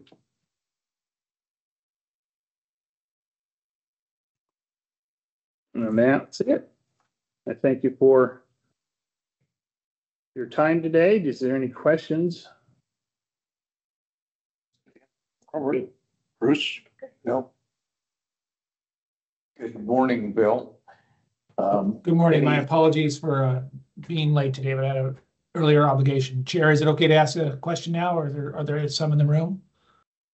No. Go ahead. Okay. Forgive me, I came in kind of late on the presentation, but my question really is that I just came out of a wildfire discussion. That's why this is top of mind. The rebuilding you're doing, are you taking into fireproofing or fire mitigating with materials for those structures that you're rebuilding? Yeah, absolutely. And depending on its location, the more remote areas, we will focus even more heavily on what we call fire resiliency. So you're looking at a steel structure system, and then outside you're looking at fire resistant roofing and siding, and even things where you've got a screen and protect venting that gets into the attic for embers and things like that. It's high on our mind because we have lost significant assets in 2020. So these new structures that we propose do have that. And I didn't mention earlier that also these new structures, the new office buildings that we're looking at primarily will incorporate solar, so they'll be a more energy efficient. Of course, buildings like the Rogue that we saw have single pane windows, and they're not energy efficient as construction because of when they were built. And so these new ones will have a much higher energy efficiency factor and rating on those. And then your landscaping plan the same way? Landscaping plans the same way. They're usually drought tolerant, drought resistant, and as far as fuel sources for wildfires, we are focusing on. I think the State Fire Marshal's office has a recommendation of at least 30 feet away from the structures that you keep that in. So we're looking certainly at when we build new but we're also looking at all of our facilities to incorporate a wildfire ladder fuel reduction plan. All right, thank you. Chair, those were my questions, so thank you. Anything, Ben? Yeah, that's a great question, Bill. And I think not only for you, Craig, but for all of our state agencies, I'd advocate for studying mass timber, the use of mass timber for its use of small diameter timber into those products. And strangely enough, those mass timber products are actually very resistant to fire-prone areas. So counterintuitively, that's, I think, the best material that this state could be using because it not only utilizes thinning our forests and making them healthier, but also building robust buildings across the state using our own manufactured right here in Lyons, Oregon, mass plywood panels and or CLT panels from Washington, the state of Washington. So I'd continually advocate for that in our newest buildings. So if you can, Craig, just try to integrate that into your thinking and to the architecture. And then the question I have for you, Craig, is what's your favorite boating lake in the state of Oregon? I'm sorry, the favorite what? Boating, lake to go boating on. Oh, I would probably say the High Lakes, Lake Plina, that area is fantastic. Okay. Don't make it up there as much as I want to. It's a bit, but that's why it's worth going there because it isn't really have that much pressure and it's just gorgeous. The season for really using that lake is a short one, but it's great. I All appreciate right, so I'm jealous. We can't ask questions about bridges, but we can ask questions about boating lake. that. Exactly. Snuck that one in. Yeah, thanks, Kristen. All right. Well, we thank you very much. And I guess for some of us that have been involved with some of this process for years, it's gratifying to see that some of the tools that we've been encouraging are really being beneficial. I think so. And the encouragement really from this board and this group and really DAS's office of getting a handle on what you have and what condition is it in was admittedly really we had not done a good job in years past, and we are now have a much better feeling of doing an annual assessment. It's based on a model that was that's relied on by a lot of agencies, and I think the U.S. Parks uses it as well.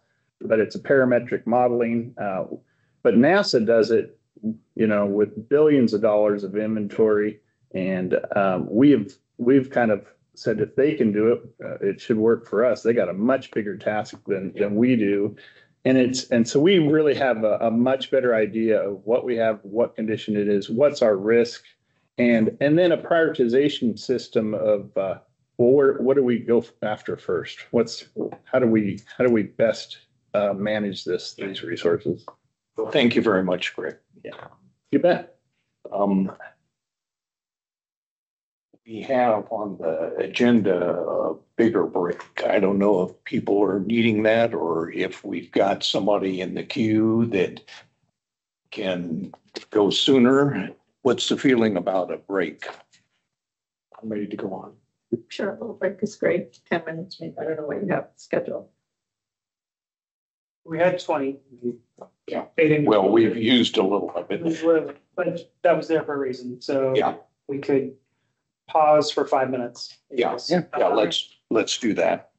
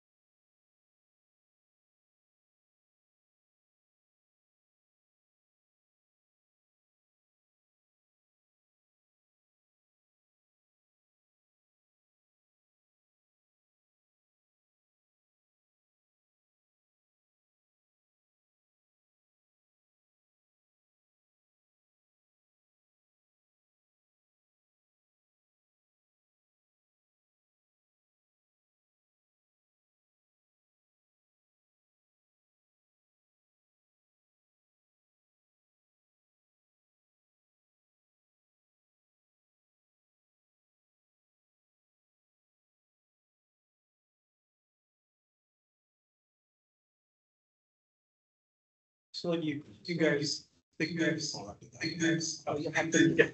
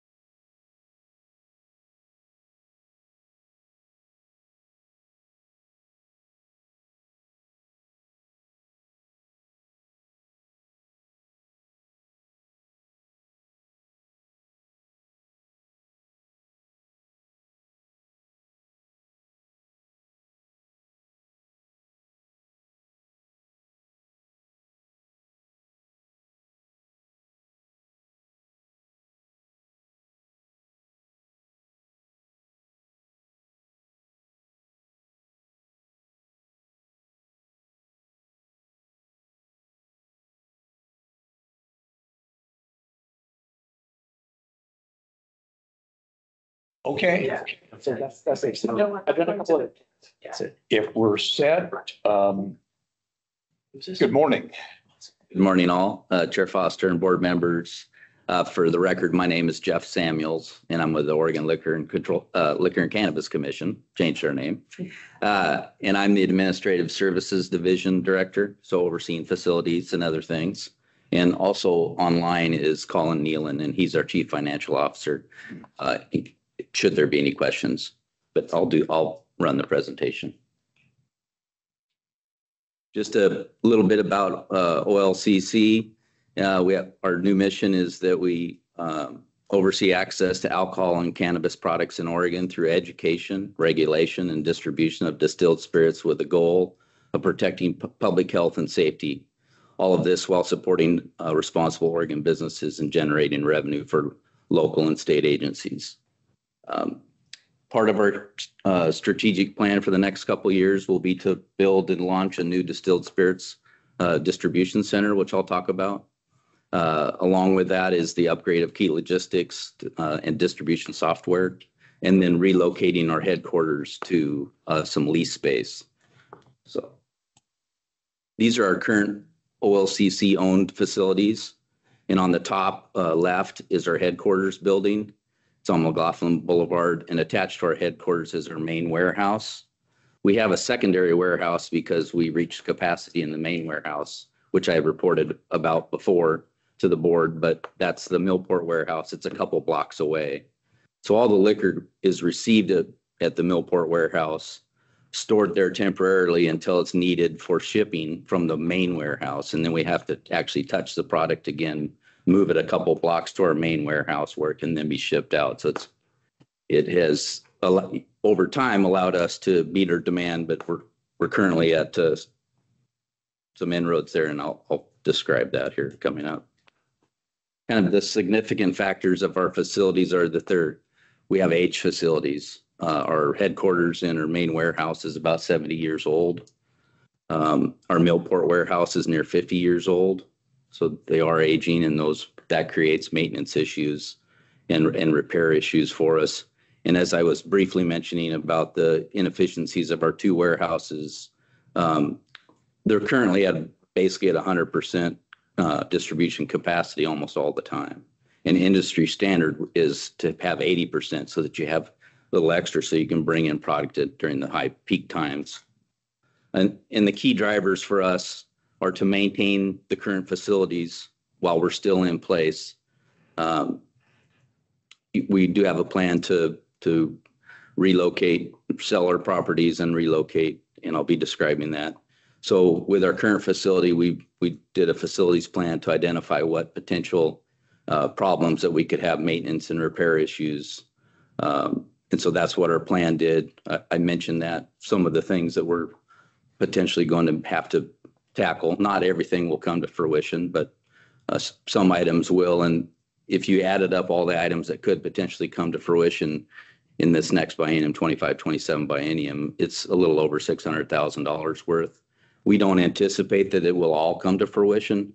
And our current service level capital improvement budget of $258,000, we believe will help us achieve that. And that would be about 42% of tackling what could occur. So, and then additionally, we're readying our property for sale. So I'll be describing that. And that would be by the end of fiscal year 2026. This is a aerial image of our headquarters and warehouse building. I think you can, in the red, the white buildings in the red area, that's our headquarters, the white roofed building, and the black building is our warehouse.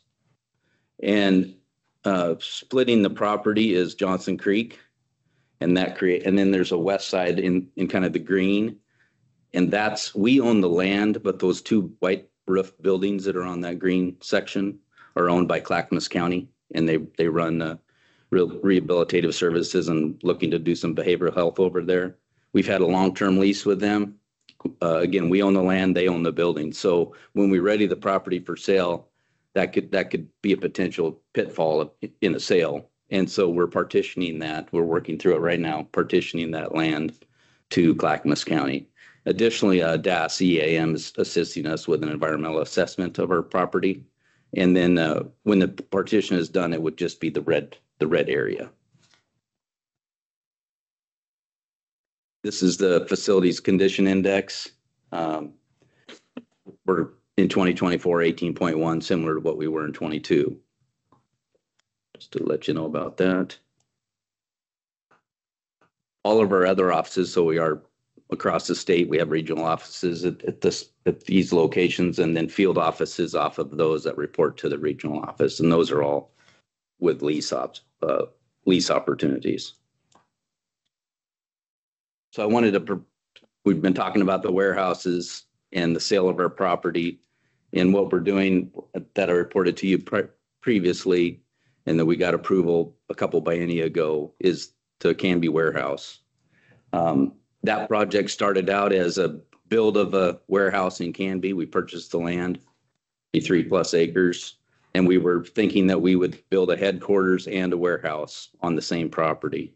And just due to cost increases, inflation, all of those things, we have removed the option to build the headquarters on our property, and I'll be describing what we're going to do with a lease option. And then we have just strictly focused on the warehouse so that we can continue the distilled spirits control model in the state, where all the liquor comes into our warehouse, and then from the warehouse it goes out to the licensees, the liquor stores from there. And our building would be is going to be a 350,000 square foot warehouse. It'll have storage capacity for 15 to 20 years, but it'll have expansion so we can have this warehouse for many years, maybe up to 50 years, with some expansion abilities that I'll show you here. And then we're going to have a material handling system, which is really the conveyance system, automated conveyance system, and some racking. And that'll connect with the distilled spirits supply chain software. So I mentioned that software briefly before, and we're hoping to have this project done. It's slated for basically the middle of 2026 to be complete. And again, that'll support our mission and improve the operation of our distilled spirits control model in the state. We've got $145.5 million total for the project, and that's through general obligation bonds, and that was approved in June 21 and February 22nd legislative sessions. And within this building, we're going to meet all of the current climate change adaptation measures. So we're going to have a seed. So it's going to be 20% better than building codes. We're utilizing the green energy technology. So 1.5% of the project has to go to green energy technology. So we're going to put solar panels on the roof. We're going to look for reduction in embodied carbon in all of our building materials as best we can, possibly like embodied carbon reductions in concrete. And then we're going to put electric vehicle charging stations in that building. So I'll show you, this is a site plan that our architect, LRS, put together for us. And the entire green area is the 33 acres, but we're only going to utilize a portion of it, the darker green box. And you can see the warehouse there. It's going to have a small contingent in this upper right corner is going to be attached to the warehouse, but it'll be the distribution offices. And then all the trucks shipping and receiving will come into the backside of the building, which is on the west side. Just giving you a kind of a visual of what this will occur. You'll see this hash line right there. And what that is that's what we're going to have built into that, which is the north wall knockout, so that in the future, when we need to expand the warehouse, we would just expand to the north and build 3 sides, and then be able to maneuver our forklifts right through that north wall. So that'll really give us an opportunity to have longevity in this project. So then comes our headquarters building. So we're we want to ready and sell our properties there in Milwaukee.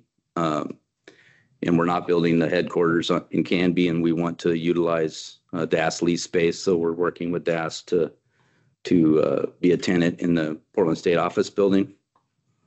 There's lots of benefits for us doing that. maintains our footprint in the Portland metro area where we've been for, 70 years. We'd be able to utilize DAS owned space. It aligns with, currently we have 50,000 square foot headquarters office that's with the hybrid and remote working. It's just not utilized as much as it used to be when everybody was in office. So we will downsize and right size our office for that model. And it'll help revitalize the Portland Central City. And we envision working with DAS that are leased for, which our move-in date would be basically the second half, 12 months or so of the 25-27 biennium at roughly about $620,000 for the lease. So that kind of gives you an overview of our facilities plan, what we have going on, and update on our major projects and what we're doing with the headquarters. So that really concludes my presentation. And I'd take any questions if you have. Thank you. Any questions, Cynthia? Problem? No, it's good. Yeah, I've got a question. How many folks have you shrunk down? And how many would be moving to your proposed lease option for the Portland area? So we have several hundred staff that are assigned to headquarters. However, when you realistically look at it by day, we roughly about 90 staff in office is what we're planning on. And that would be a combination of, and we're working closely with DAS on the space calculators to determine how many people are in office more than 3 days a week, 2 days a week, 1 day a week, and those that have confidential needs to have an office. So we'd have a lot of drop-in spaces. And so it's not been, we haven't finalized what that is with DAS, but we are working with DAS, and their architect has been in contact with us. So hope that answered your question. Yes, thank you. So from the time the C was changed from control to cannabis, have you noticed a shifting in your staffing or personnel, or shifting of areas of responsibility that require you to change some of your design plans for headquarters and warehousing or whatever?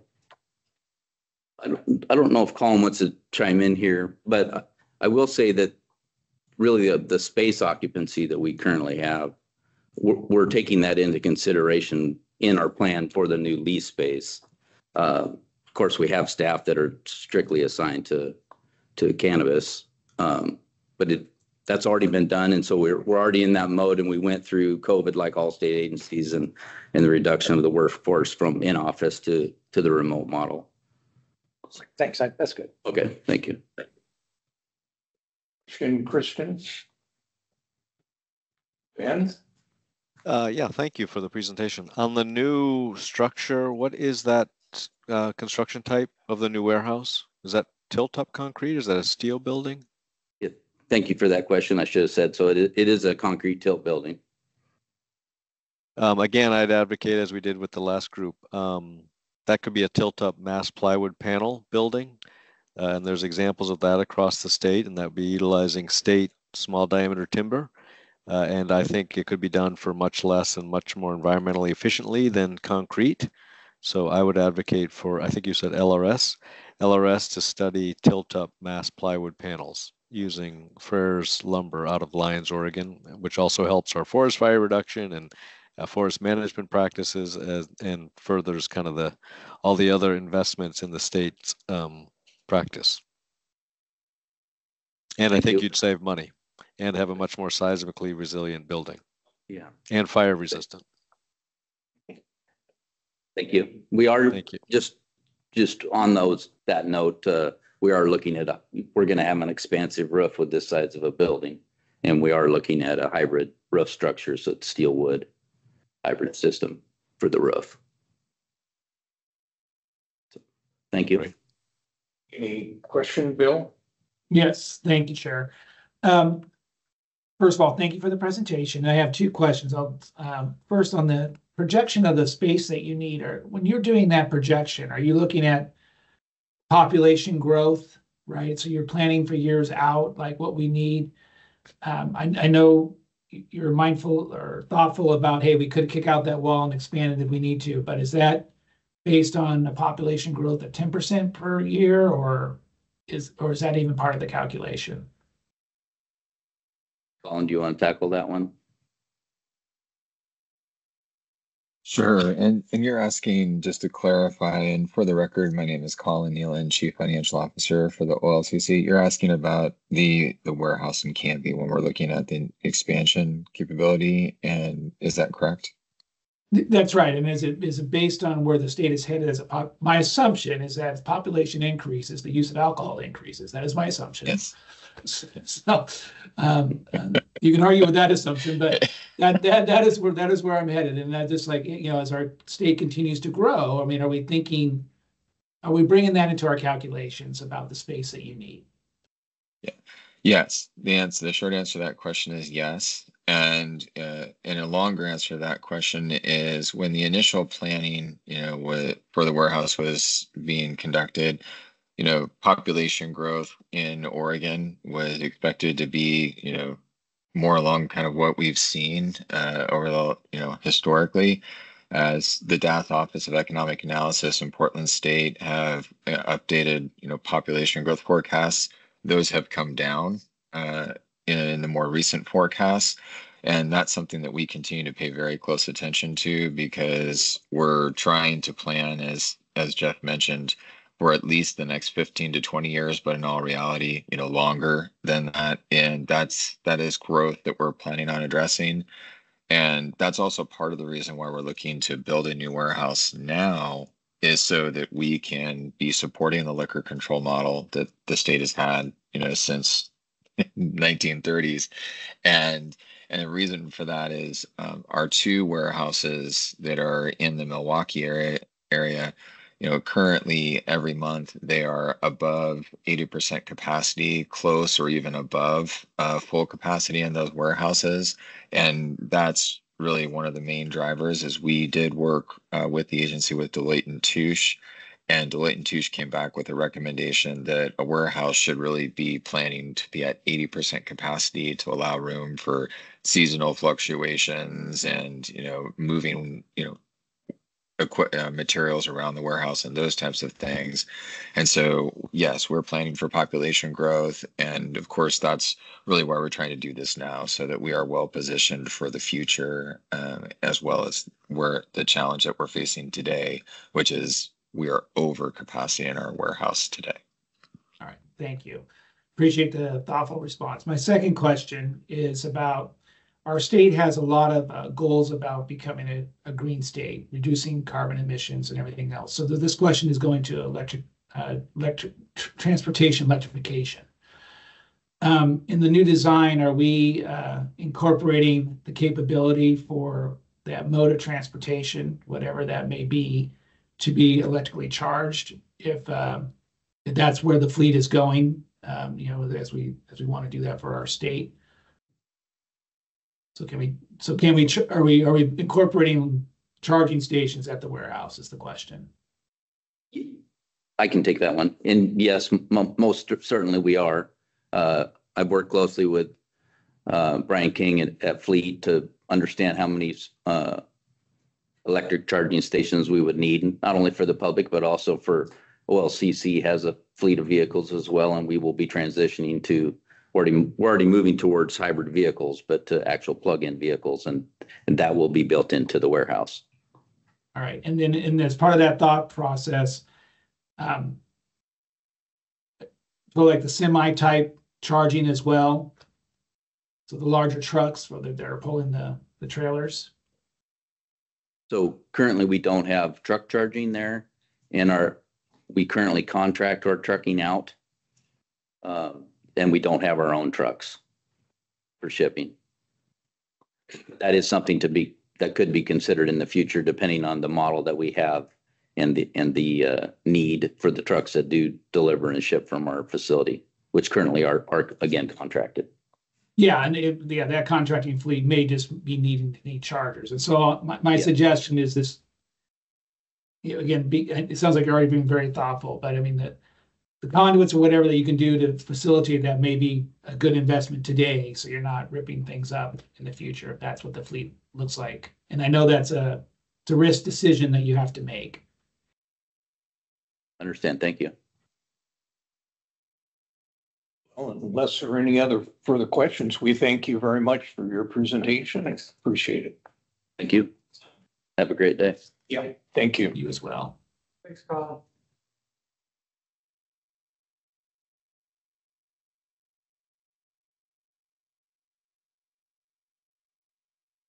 Right. Yeah. Thank you all.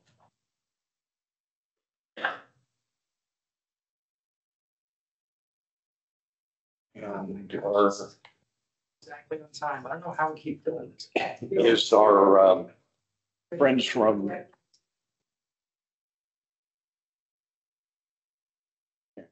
You're too good management. Parks. Yeah. So the next on the agenda is Parks and Recreation, and you have the floor.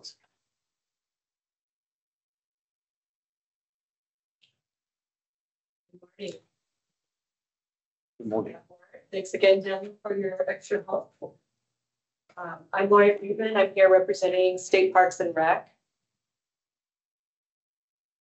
I am always excited to talk about our mission. Excuse me as I fiddle with figure out the keys doing the single screen. The OPRD's mission is to provide and protect outstanding natural, scenic, cultural, historic, and recreational sites for the enjoyment and education of present and future generations. On the business side, this really looks like providing diverse opportunities for people to recreate outdoors and for to have educational experiences. We balance this with managing the ecosystems that protect Oregon's indigenous animals and plants. That also includes preserving their ecosystems, their environments as well. We also balance this with preserving cultural and historical resources. We are also always looking at creating and stabilizing funding for future stabilization that supports our mission.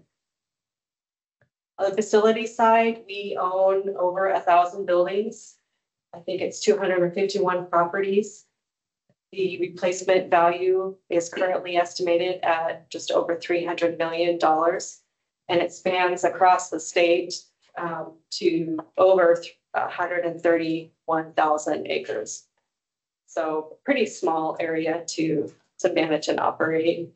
And that's just the buildings that we have. Those include anywhere from check-in booths, shops, staff housing, visitor centers, and what we probably do the most of, restrooms and showers.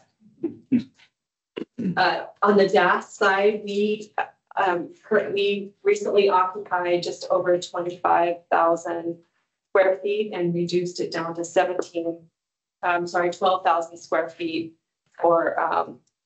and that was housing our headquarters staff. I think it's 71 spaces that we have, and there are 22 drop-ins. I can't see my notes with the single screen, so that's why I'm guessing at some of these numbers. But if you want more specific numbers, I've got those. The funding sources that we have are mainly lottery dollars and user fees. That's day use fees, overnight fees that visitors pay. We, for the first time, were able to take advantage of general obligation bonds, and this is going to significantly help us update infrastructure and some other things that I'll go over here in just a minute. And we also take advantage of several types of grants, Marine Board, SHPO, ODOT, and various neighbor partners and stuff as well. So various grants that we are able to utilize. On the planning side, our current and future demand really revolves around upgrading the infrastructure that we have. It's 30 to 50 years old beyond its life, and it's way beyond capacity use as well as what it was designed for. This, we're seeing increased numbers every year in visitation that's also increasing that capacity need. for all of the utilities that we provide. We are also always looking at providing a higher level of accessibility with increased technology and learning more about what people need. We're able to increase those levels so that more people can enjoy the parks. This is across the whole state. On the business trend side is what drives our business is really those visitors and ever-changing technology. We, as I mentioned, are seeing increased visitation numbers, but advancing technology is also increasing the power requirements for electrical vehicles, size requirements, the number of toys that people bring, and this really puts a burden on the infrastructure that we currently have. And then also visitor expectations on how they want to recreate and how they can recreate or experience the outdoors also is changing just as fast with technology sometimes. This slide represents an example of just our overnight visitation opportunities that we try to provide. We have day use experiences also throughout the state system that is very versatile. So I won't go into those because of time, but for just our overnight stays, we have people that want to experience more of a natural immersion overnight stay that includes maybe tent or hammock camping, in a walk-in area, to bringing their own home with them. And as you can see, that there's quite a size difference there, and a electrical or utility requirement that goes along with those. And then there's everything in between, and that's constantly changing. This center picture there shows an accessible cabin that we have with the ramp there. Our emergent issues really revolve around the environment, the weather. We have different regions across the state that have their own similar environments, but they all have their issues, challenges, I should say, with weather and terrain and various things. That picture there on the right shows a culvert that was clogged up after a storm. And so that's pretty common. That's pretty common for us. That's one of the common emergent issues that we have. Failing infrastructure, like I mentioned, I won't go too much more into that right now. Decaying structures, we have historical buildings and structures, lighthouses, flour mills. We even have vehicles, historical vehicles and stuff too that we're responsible for caring for. We are also seeing more of a challenge in hiring seasonal staff to assist with the operating and maintenance and the number of visitations that we're seeing. Increased visitation numbers and usage, I already mentioned that. The lack of availability of materials, I think that a lot of the agencies are seeing, as well as inflation of materials. Housing, and especially for the seasonal staff that we are trying to hire, that's also a big deterrent for seasonal staff because of the housing costs, as well as the services to design and implement the projects that we have planned.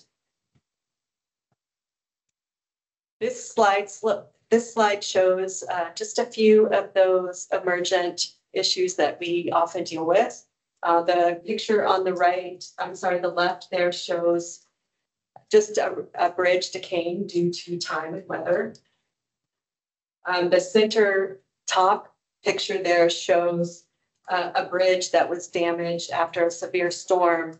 The season before, there was a nearby neighbor that had gathered timber from their property, and a huge storm came through and caused some erosion and debris to go down into the river and hit this bridge. This wound up being a bittersweet opportunity for us because It allowed us the chance to bring awareness to Amanda's trail story that I'll drop a link in the chat after this for those of you who are interested. It's quite an extraordinary story. Some of the other challenges that we see are plants and animals that are endangered or in danger of being endangered.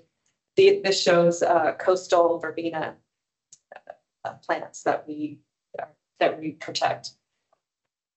The bottom right, there is an 1800 schoolhouse. That's one of our structures that we want to preserve. And then I think that you all know the icon there. Crown Point. Yeah. Strategic opportunities are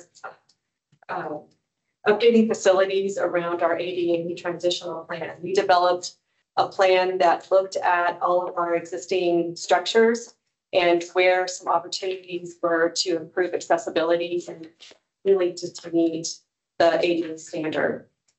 So anytime that we do work on buildings, existing buildings stuff, we look at that plan and look at where we can see what needs to be brought up to ADA. And then we also have developed an accessibility standard and OPRD that goes beyond ADA. Updating our design and construction standards to improve universal access. We're also looking at improving energy efficiencies in some regions.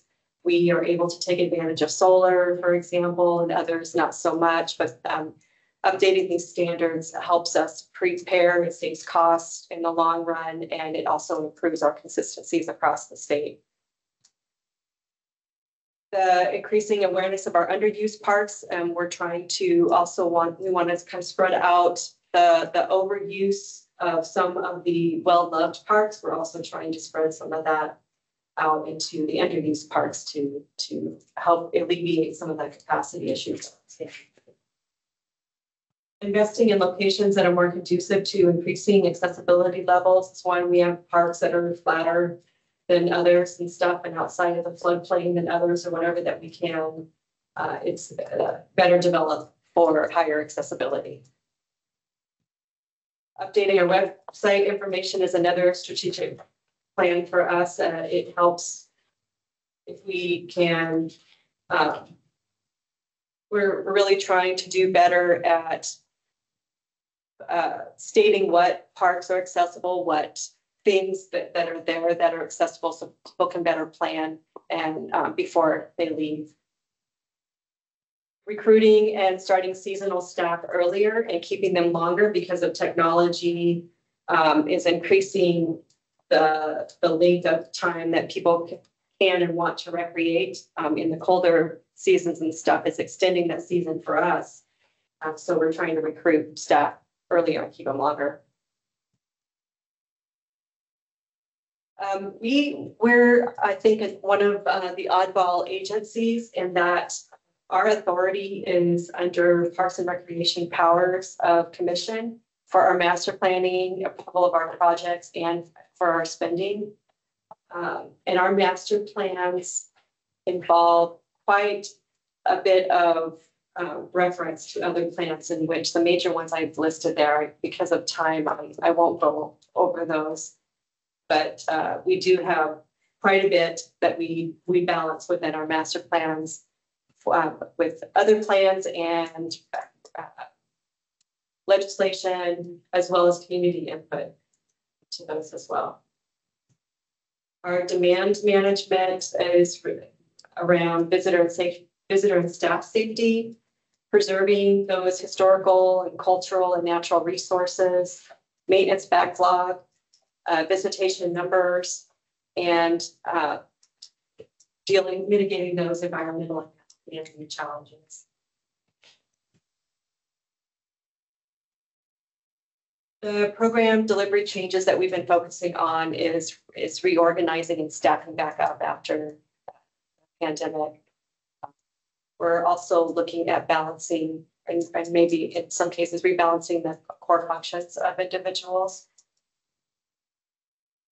policy implementation packages that we are implementing right now are around historical restroom shower replacements and behavior improvements, and I'll go over those a little bit more in the slides. Risk and climate change mitigation is something that we are always dealing with. I showed you, this is another example. This is an example at the coast here that sand is just not a very stable material and it likes to move around. And so this is something that often happens at the coast. We are developing a climate adaptation plan that we will be including in our master plans. So going to our major projects, I mentioned those general obligation bonds, that this was the first time that we've been able to utilize these bonds. We have on the historical preservation side, funded by these bonds is Fort Stevens Guardhouse is getting some rehabilitation work.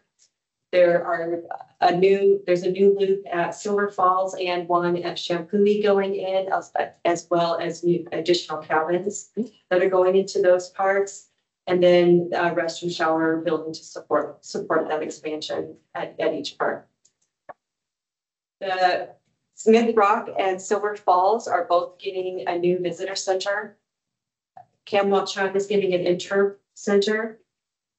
And there are several parks there listed for revitalizing our infrastructure, trying to address some of those utilities that are past its life. The need for those is expanding overnight opportunities and addressing degraded infrastructure, as well as preserving some of the historical resources that are planned. We've been planning these since 2021, and there are still a few that are in planning right now, and we plan on, some of them have started construction, they're all in different phases, and we are hoping to complete construction 2025. I mentioned the 3 historical pop packages for the 3 pops. The first one, historical, we have 3 historical buildings that are getting some work there under that pop. Queen of Bay Lighthouse, Otter Crest Welcome Center, and then Hughes House. The restroom pop has 6 parks are going to get restroom shower replacements. And then we have 13 parks that are getting some improved paving under that pop. Are these funded pops or are these the ask for future pops? Yeah, these have all been approved. Thank you. All right. Yeah, these have all been approved.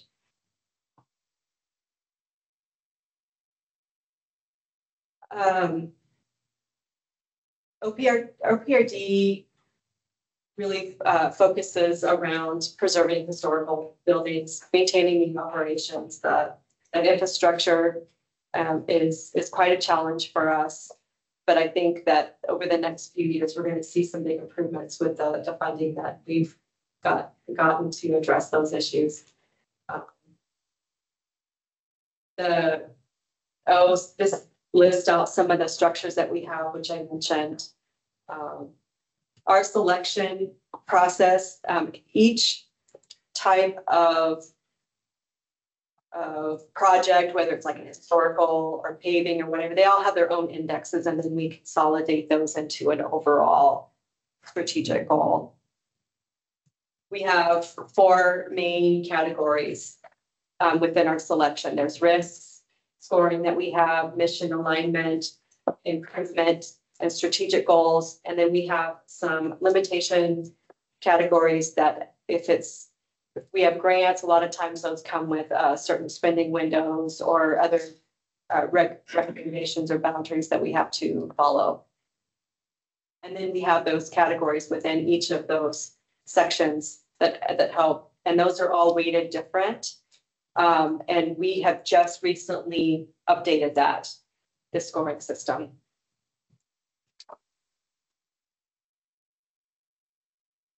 We also have, on top of all of those major projects that I mentioned, this is a summary of what our regular, we usually get about 12 million in lottery funds every year.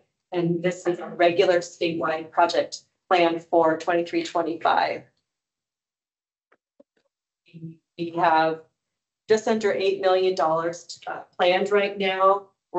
We hold back that 3.7 million for contingency and emergent projects that come up, like I mentioned, due to just mostly weather issues and stuff and pipe bursts and things like that we deal with. And then here's a summary of all of the project totals in one. So that first one, restoration, expansion, and revitalization. Those are those projects that we developed that were funded with those GO bonds. We're also adding some additional funding, the lottery funds, into that because of the inflation that we're seeing. And the 25-26, we expect to put some more lottery funds into those projects just to close up any other things that need to be closed up for those projects. The POP projects there are listed, and then the statewide, the overall statewide is that 12 million, that list that I have right before this slide.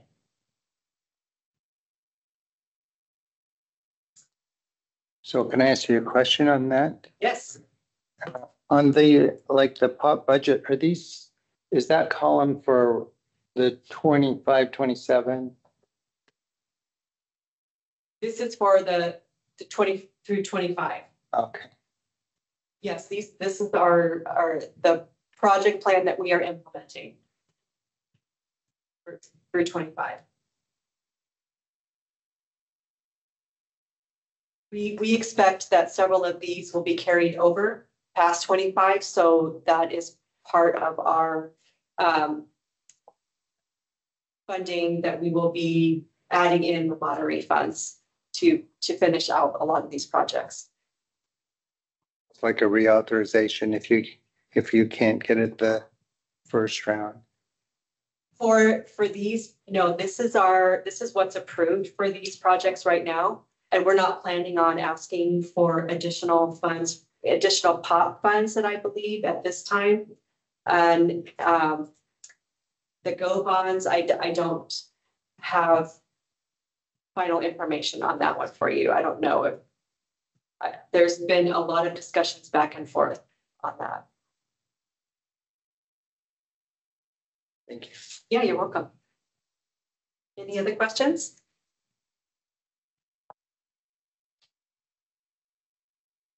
Yes. Are you finished with your formal Yes. presentation? Yeah. Okay. Any questions, Cynthia? No. Robert? No, good. Thanks. Further? Anybody want to come help? Bill? I'll take seasonal Joe up right there. Oops, you're muted. You're muted. Somebody had to do that eventually, so I was the one. So I was just saying, Chair, I don't have any specific questions. Okay. Ben? No, thank you. Thanks. Kristen? None for me either. I have one curiosity. Some years back, the Capitol Park got transferred to Parks and Recreation. How has that been going? I believe that it's just managing the grounds that got transferred to us. And I know that it has gone through some adjusting of who's taking care of that park through, we call them MUs, but what region, what MU manager that's going to be under. And I think what I've heard is the biggest challenge was getting the cherry trees trimmed or something. And I think that finally went through. Personal editorialization, it seemed like a strange thing to do.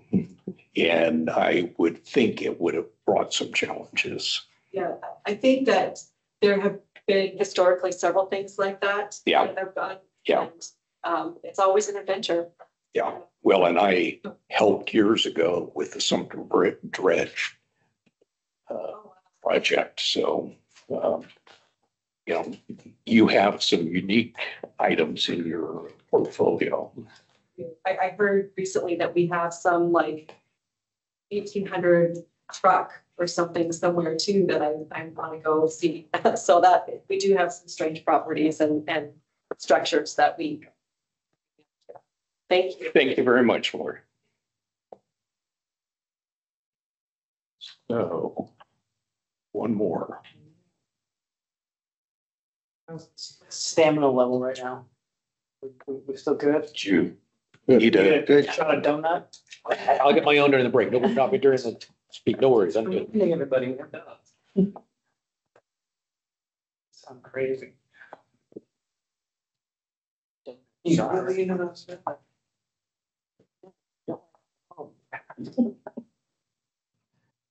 Not a good thing for me to take home. I mean, it's like, I went have to feel like doing that.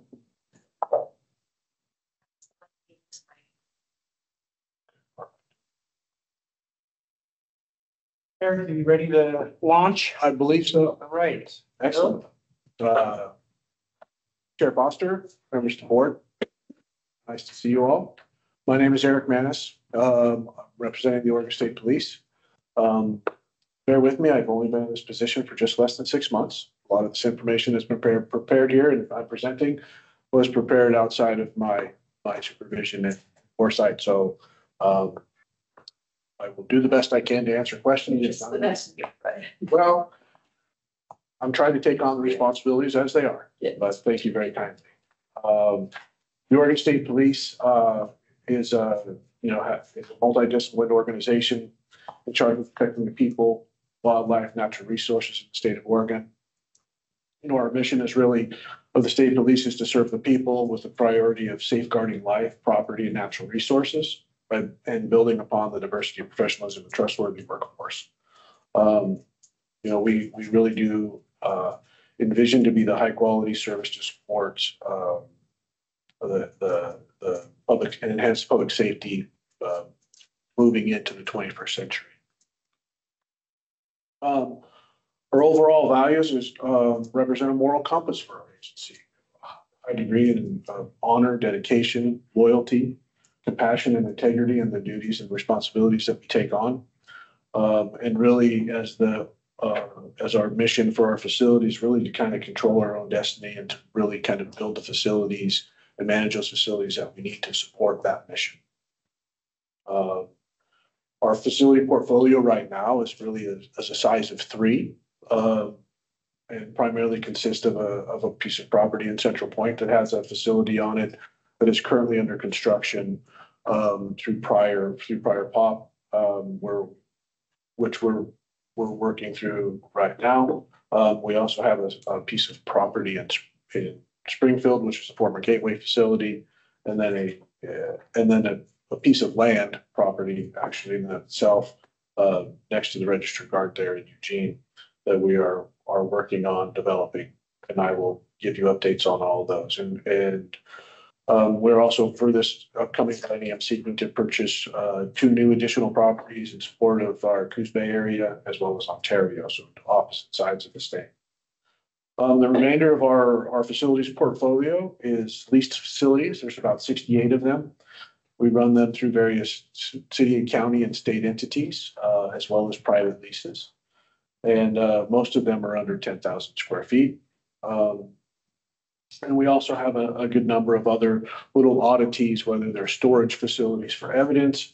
We just opened up facilities in the Wilsonville campus there with DAS. We also do mortgage and airplane hangars and things of that nature. Our general fund, our funding breakdown, primarily our construction funds come from Q bonds. So for our planning factors, really, we looked at some emerging issues. Our increasing our number of sworn staff. As we were entering into the 21st century, we're looking at staffing sizes here, representative of the 1970s, and we're really trying to grow that. Part of this need for growing and expanding our facilities is to increase those, as well as some of the aging and outdated and aged facilities. Our forensic labs and medical examiners caseloads are becoming larger and larger, as we've noted in the other presentations. As the population grows, so does our need for services, and that doesn't change with the state police. Growing needs for biology and DNA processing and capability, and then really also the needs for our facilities to have a seismic and essential facility standards and meet the resiliency needs for the region in which we live, which is quite a dynamic region across the state. Business trends that we were looking at, Multnomah County has seen a large amount of population growth in recent years, but is starting to slow a little bit as we go on. So we're identifying critical needs throughout the various regions, and also our ability to support disaster preparedness, Cascadia type style events. We have facility in Coos Bay, as well as other regions. We started with our master plan. OSP, as you may know, recently, as of 2017, began to own its own facilities. Previously, they were leased facilities. So we started with the master plan concept in 2019, looking at long-term strategic plans. We've hired Faithful and Gould to do our facilities conditional assessments and have a partnership with FFA Architecture, helping us to build our strategic master plan.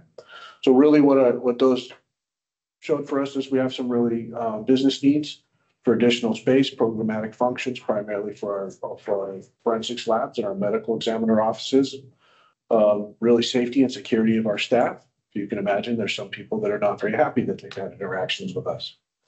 We also need to show equitability. We have a goal of 30% female workforce coming into 2030. We call it 30-30. And then also just general inefficiencies. So we've looked at some strategic opportunities, really continuing to implement our current capital construction, our funded programs that we already have, which are in Eugene, Springfield, and Central Point. One of the things that we've recognized is the location of Eugene is really a good spot along I-5. It's got good proximity to I-5 and really the Central Valley area that is able to serve a greater, broader portion of the community. And then in the 25 and 27, really we're looking to procure a couple of more pieces of property again for Coos Bay and Ontario. And the other thing we hope to continue to grow is really our facilities acumen and really to be able to continue that mission and support our needs to support the OSP's mission. In our facilities conditions index, you'll see that it's ticked up slightly. That's really explained quickly by the purchase of the Gateway facility in Springfield, which was in need of repairs and replacement. And that is also a funded project, but it is worth noting. Here's a quick view of our facilities plan summary, and again, kind of highlighting those essential facilities needs that are really important for us in our few facilities that we currently have, hoping to grow them as we go. So for a general update of our major projects, we have our Central Point facility, which is a remodel of an existing facility. It was previously an ODOT structure. And we're also adding, I'll have another slide here that shows a little bit better, but that we have a phased occupancy, really that first phase, which is this particular view, that two-story structure there will be occupying in October of this year. And then the remodel for the facility behind it will be the following. And then this is kind of an overview of how it looks. The east addition on the upper left corner, the existing building, and kind of around clockwise, then the west addition. Kind of an overall site view. So this picture here was taken, it was maybe a month or so ago. I was down on site yesterday. The exterior skin and cladding is on. It's a metal sided building in this particular instance. The existing building is a concrete tilt structure. Our other facility, Springfield, here is the existing Gateway facility. We are actually looking at razzing that facility and building a new patrol center. It's got great access to I-5, quick on and off, and be able to take care of quick and imminent responses that are necessary in that area.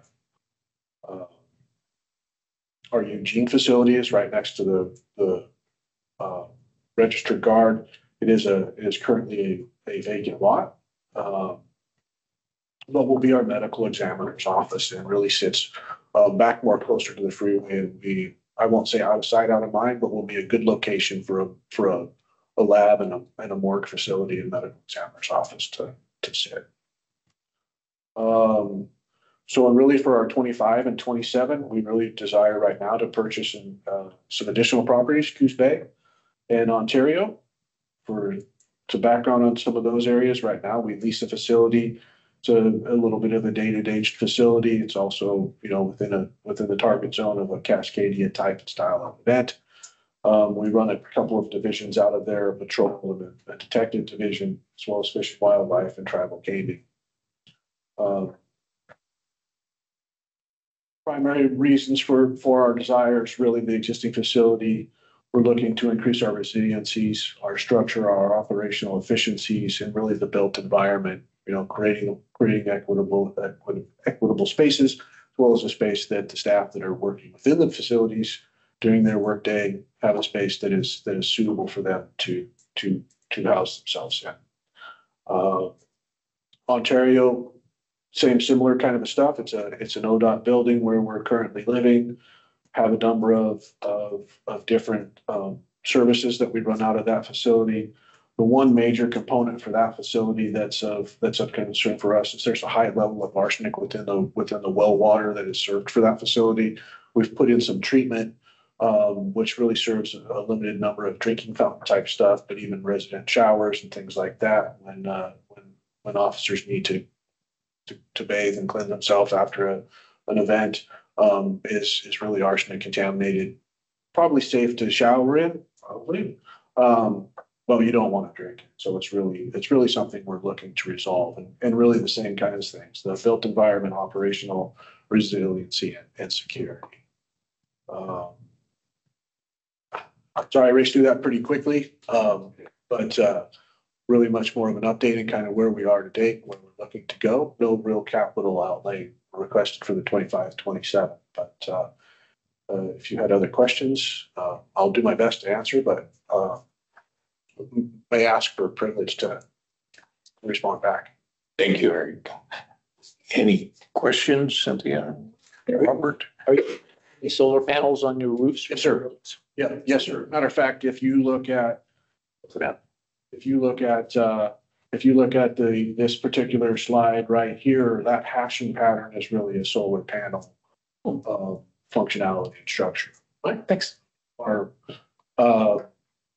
other sites in Springfield and Eugene going to ask for our design partners to look at ground source heat pump opportunities and other things that will have closed loop systems that will no ground contact kind of stuff that will have opportunities for reducing our energy loads as well as integration of solar panels. What are you doing with, or how's it working with remote work versus people coming to the office? Have you reduced, or what's your? That particular metrics I don't necessarily have right off the cuff. We do have some staff that are more office bound, but the patrol officers obviously can. Right. So your planning is maybe not affected by that change. Less of a remote workforce for us than there are others. Most of the folks that are doing activities for us do have an office requirement. We have some folks around our headquarters facility here in Salem that have a larger opportunity, I guess you would say, for remote work opportunities. But it sounds like it's not a major part of your plan. It's not a major part of our plan. We are keeping an eye on it and kind of see those trends and just trying to figure out what makes sense. Any question, Bruce? Just a clarification, you have two properties proposed. Are these properties that you're already leasing now that you're just wanting to replace the lease and then own it? Sure. And make renovations as as depending on whatever facility condition you're at. So for the three funded projects, I think you know, for the Gateway facility, we're looking at raising that and starting over. But for the Ontario facility, because of the groundwater issues, we're looking at potentially new properties. We're also on a kind of a compound with ODOT, and it's an okay partnership, but we'd really like to control our own destiny and not be within this, that particular environment. At Coos Bay, because we're kind of our current location is kind of in the target zone for the Cascadia level tsunami stuff. We're trying to find something that is maybe a little bit better suiting so that we can continue to provide the services even post Cascadia. Thank you. Any question, Bill? Yep, I do have one. Thank you. And this may be an unfair question, and so if you need to punt, please do so. On the solar question, which I appreciated that question being asked, are you also backing that up with battery? Great question, Bill. And I actually, with some of my prior agencies, have been involved in both state funded as well as partner funded with utility boards on solar plus storage. And I am asking them to provide a study and a cost alternative for what it would be like to have an islanded, gosh darn it, but basically a microgrid. Yes, thank you. That was the term, the microgrid. Opportunities to see if that's a benefit, because as most of us know that we have all these solar panels. If you don't have some sort of a load bank, in this case, as you're asking, Bill, is a battery. When the power goes out, so does your solar. And so without that load bank, all that solar is awesome and it looks good, but it doesn't really provide us with a true resiliency. It provides us with an energy savings, but not a resiliency. So having that battery is important to us and looking at that as strategic options. Okay. Yes. Very good. Thank you for doing that. Yes, sir. And good question. I appreciate that. So not unfair whatsoever. Any question? No. Kristen?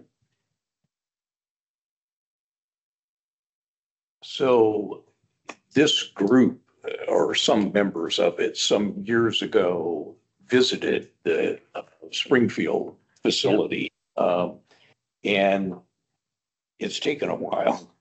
Yes. So, but that's all moving forward well. Yes. In part, and blow my own horn a little bit, part of it was as I talk with my leadership is, they're really good at the police force stuff. The building environment is something that's a little bit new to them, noting also that they've only been just owning facilities since 2017. So with my coming on board, I'm helping to kind of keep the ship pointed in the right direction and avoid the rocks. And right now we recognize that there's a need to, one, because Cubon times have a finite span, that we are working very rapidly. Probably went a little too fast in my slide, as we've noted our presentations. Yeah, it's okay. Our notes didn't show, and in my notes, I had some comments in there in regards to the Eugene facility. I hope to begin design here within weeks, and then Springfield will be right on its heels, and those should really kind of cascade out. And I figure by the time I present here, the next time around, we'll be having, hey, we're now complete with with Central Point. Eugene should be all but wrapping up in Springfield. We'll be talking about how in the spring of the following year, it should also be complete. So those should all be happy, spectacular stories to tell. But yeah, we're moving as rapidly as it makes sense right now under the given conditions. And of course, we had some worldwide life-changing events since funding. So it created some wobbles in the road. But yeah, we are working to get those facilities as quick as we can. Okay. Well, thank you very much, Eric. Thank you. Appreciate your Chairman, thank you, members. I appreciate your guys' time, the opportunity, and Daniel, I greatly appreciate your help and guidance to get to this level of my presentation. So thank you so much. You're welcome. Personally, I need 5. All right.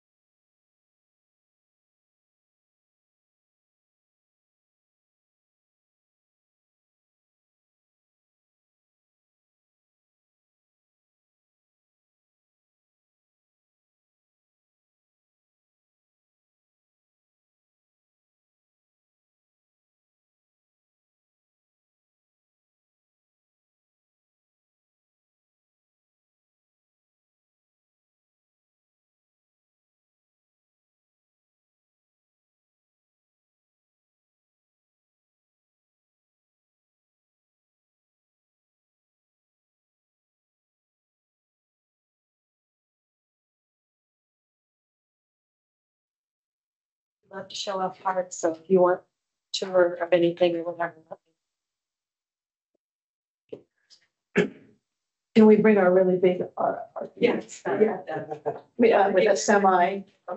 Yeah. Hold on. Yeah. We're getting into the discussion. Just us, the proposal on the table, if we would potentially go to the deaf school sometime in August or September, maybe September, and have a kind of a tour.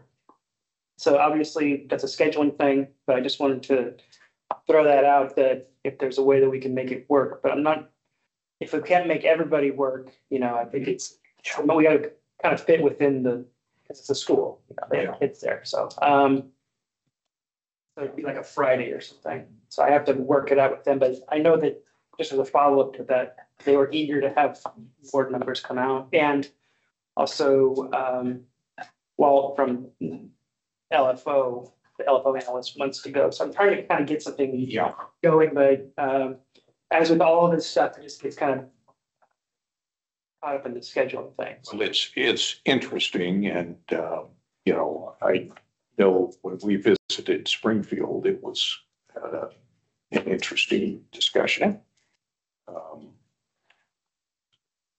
So it helps the board maybe better appreciate some of the issues and problems. So. And the deaf school is so unique among all the other sets of facilities and structures, buildings. I think at the minimum, it would just be like educational, you know, fascinating. But so look for things that for me trying to schedule something. If we can make it work, we make it work. If it's just for some, of course we'll do what we can do. So the way things are working out with the schedule here is we're at 12:11. This is all intentional because we wanted more time to discuss. Yeah. So now we've got. If we needed it. Yes, we have more time to discuss now. So that's. Okay, so let's get into that. And I think what we did the last time was just go down through the different agencies and make any comments we had. And the first one was Department of Education and the deaf school. And they came back and provided the information that we really had not gotten the opportunity to receive and better understand their phasing plan. And I think it all makes sense. It clearly is a facility that is long overdue for attention. And some of the past projects that were looked at was combining the deaf and blind school, and those all went down the tubes. And of course, the hospital now has much of what was the deaf school or the blind school. Blind school. Yeah. Yes. And so the deaf is still out there. And so it seems like something that needs to happen, and that I think, at least from my perspective, they've answered the questions. How about the others? I've had all my questions answered, actually on all of them, but yes, I agree. Yeah. So accept with or without any comments, any kind of like. Any comments online, Bill, or? I wasn't there for that one, so. Okay, Kristen? Any comment, Kristen? No, I'm good. I'm good. Okay, and Ben wasn't there either, so. Oh, I was there, Bill, and I guess the Oh, that's only. right, I'm sorry. No worries, no worries. The only question I would have, and I was somewhat struck by it. $100 million, 100 kids, and with a max of 250 kids, and over the term of their development up to almost $400 million of development. So I was just a little bit confused by the cost per student on that project as compared to other public school projects. It seemed extremely high to me. And I don't know what was driving that. And I don't want to be miserly for something as fantastic as this school, but those numbers were mind blowing for the amount of kids being serviced. Well, this is always one of the tensions. And when much of the work is being done, as you know, from an architectural firm, the tendency is not to under budget. And so and isn't the phasing, I can't remember, did they calculate the escalation into phasing numbers? I mean, the fact that they do it all at once. I would assume they had, Yeah. Which would further escalate it. Yeah. But, you know, it's kind of their responsibility to sell it. It's, I know we were faced with that dilemma many years ago with the archives building, and it seemed like it was a little inordinately expensive. And, but the view at the time was if the Secretary of State could sell it, we're good. Yeah. I was struck because the phase 1 was 91 million. Phase 2 was 105 million. Phase 3 was 110 million. And phase 4 was another 80 million. With a max of 250 kids, that's $400 million. So I was just like, I don't even know where those numbers are coming from. And if it goes to a bond, that would be a striking bond for the state of Oregon for $400 million for 250 kids. So, well, of course, again, you can't compare that to a normal educational facility because it's residential, and it's to some degree its own model. And Bill, and I would add that, you know, the math can be, I mean, I thought the same thing, and is that, yes, but it's lasting 20, 50 years or more. So you have to, you know, consider all those costs over the lifespan and how much of it is an expense and how much of this is actually an investment in a group very select that otherwise would not have this type of investment. So it's one of those math things that, you know, I did, I thought, oh, wow. And then thought through more on considerations for it. So I was pondering along the same lines as Ben as well. That's why I was like a little, you know, hesitant in saying that I didn't have any comments. The other side of what I was thinking is the condition of these buildings sounds really, really bad. And I think there is another whole level of risk to be assessed by not doing something when there are known problems. And it is one of those things where there are sunk costs. We have to deal with a problem such as demolishing buildings that are no longer usable and whatnot. That gives no value, but that's part of the cost model and a necessity. You know, it's like years ago on the Capitol Mall, the Labor and Industries building had fireproofing that had asbestos in it. And you had a massive project, spent a lot of money redoing it, and what value was added to the building? Minimal, because it was mostly taking out the asbestos. So it's a funny dynamic, and I don't know, any comment, Daniel, about where our role fits into this?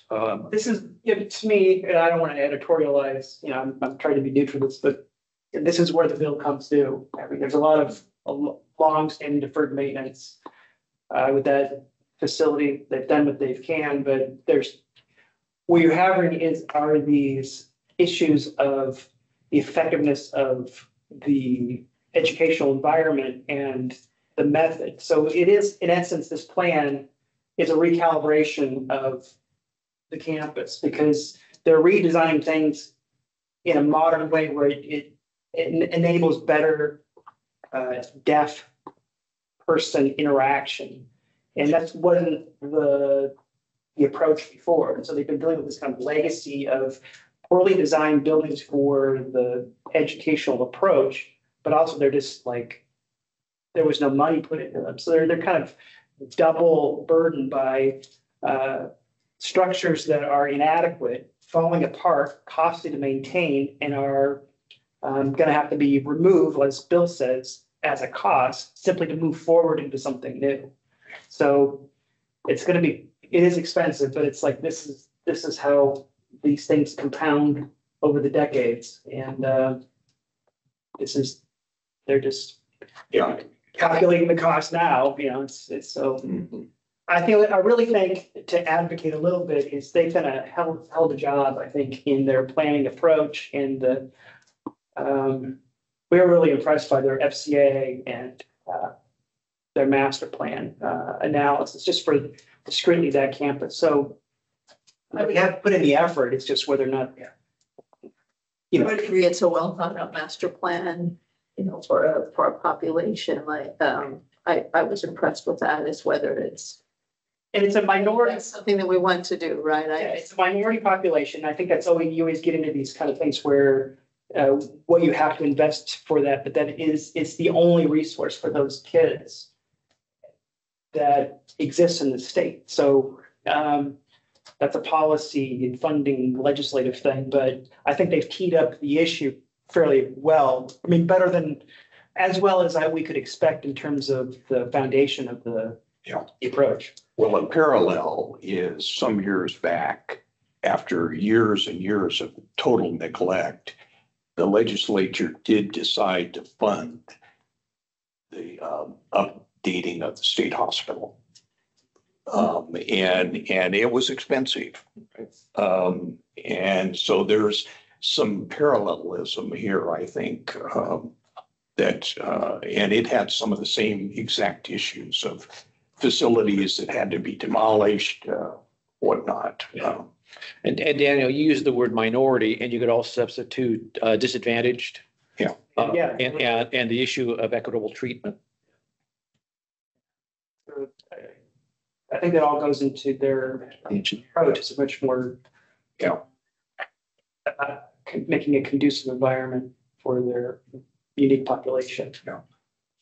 Again, I don't want to be miserly. I'm just looking online here. 750 million was spent in Portland for 3 high schools. That's $250 million per high school for an entirely new construction high school. So that's hundreds and hundreds of kids per high school for $250 million per high school, brand new construction. So again, I'm just a little confused by $100 million for 100 students. Something's just not lining up on that's a very expensive project. So, and I don't know if that's our purview to even wonder why those numbers are so high, but according to, and you guys have known, bonds both in Washington and Oregon are struggling to get passed for high school, junior high school, elementary schools. So again, the numbers seem strikingly high. If that were to go to a bond, I think you'd have some upset voters at those numbers for that many students. And again, I don't want to be the guy who's doubting this enterprise. It's the best thing we could be doing, but. And of course, this process has no bond election. It's a legislative process. But, I think it would also be fair to say that, please look at if, the costs could be a little more fine-tuned downward. Yeah, that's fair. And sometimes, the cost per student on a structure or any structure, I mean, you've got a certain set of fixed costs that are independent of how many students you have or how many users of any building. And then you scale up on top of that for capacity. So I don't know, particularly school construction, what is a fixed cost that is independent of the student count and what is actually, per student usage or per user, professional staff on a State Department. I don't know the answers. And this also included significant work on the ground as buildings. It was redoing roads and infrastructure. And segregating vehicle from pedestrian and, numbers of things. But I like that idea that we recommend that if we like the plan, it's a good plan, certainly with the costs. Yeah. So there's a way to. Okay, Great. so that sound good on that one? DPSST. Now, I just want to say one thing about DPSST, just what's in the. Then, so they went and go through CPC to have that project looked at, and so there's more sort of technical renderings and stuff. It is a mass timber construction, multi-floor. So he didn't get a chance to say that or whatever, but I wanted to give him a little bit kudo in your mind that is being explored as the material. So I appreciate that. Thank you. so it, they're again struggling with a variety of things. At least from my perspective, it seems like that's a relatively new complex, but when you look at it, it's been there a while now. Yeah. But it seems like they've got a pretty good handle on what they need and the expansion. And any thoughts? That's good. Yeah. yeah. So just for context, that building, that expansion has always sort of been planned. Yeah. And where it's going to be located, it was just a matter about whether or not the demand. So the demand there's a demand shock that happened post-COVID or during COVID, yeah. And they're trying to do that, but there's that you can't respond that quickly.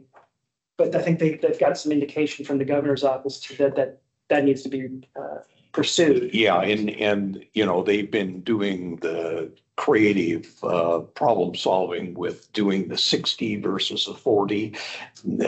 So I think they're trying to manage that effectively.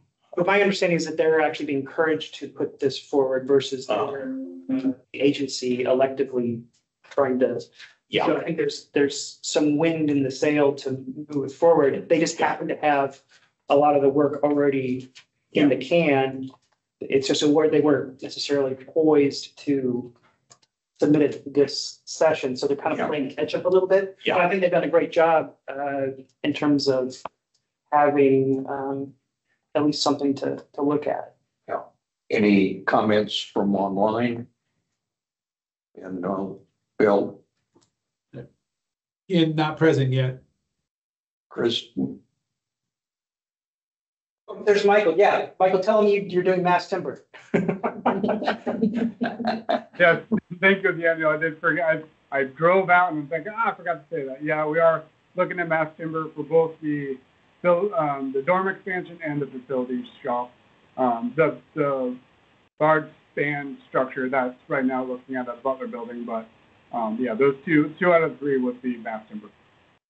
Thank you, Michael. And their large spans are being done in mass timber now too. So if you want, I'd be happy to bring you up to speed on all that's been happening even in the last year here in the Pacific Northwest in regard to large span. Frere's Lumber built their own tilt-up building right there on their campus that you might want to visit with spans both vertical and horizontal. So again, another plug for Oregon Forests, Oregon Small Diameter Timber, and our producers. Thank you. Perfect. Thank you. Okay, any other thoughts on DPSST? All right, forestry. Any comment to convey or maybe just accepting it out? Oh, on DPSST.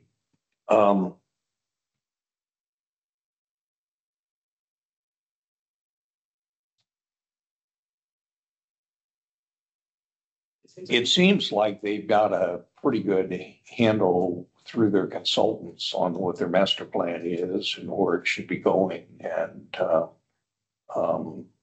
I don't know, was there anything that you were thinking about specifically? No, I'm just leaving room for the comment if that exists. Even kudo is good. Yeah, and I think it is deserved. Okay, kudos. Okay, so we do those too. All right, so we're moving on to forestry. So forestry having to deal with the consequences of some of the wildfires. You know, the issue about insurance is, you know, the risk management of the Department of Administrative Services is a self-insurer. So they manage that pool of money, and so decide how to use it after they Yeah. get it. Yeah. But I don't know, did anyone else have comments about forestry?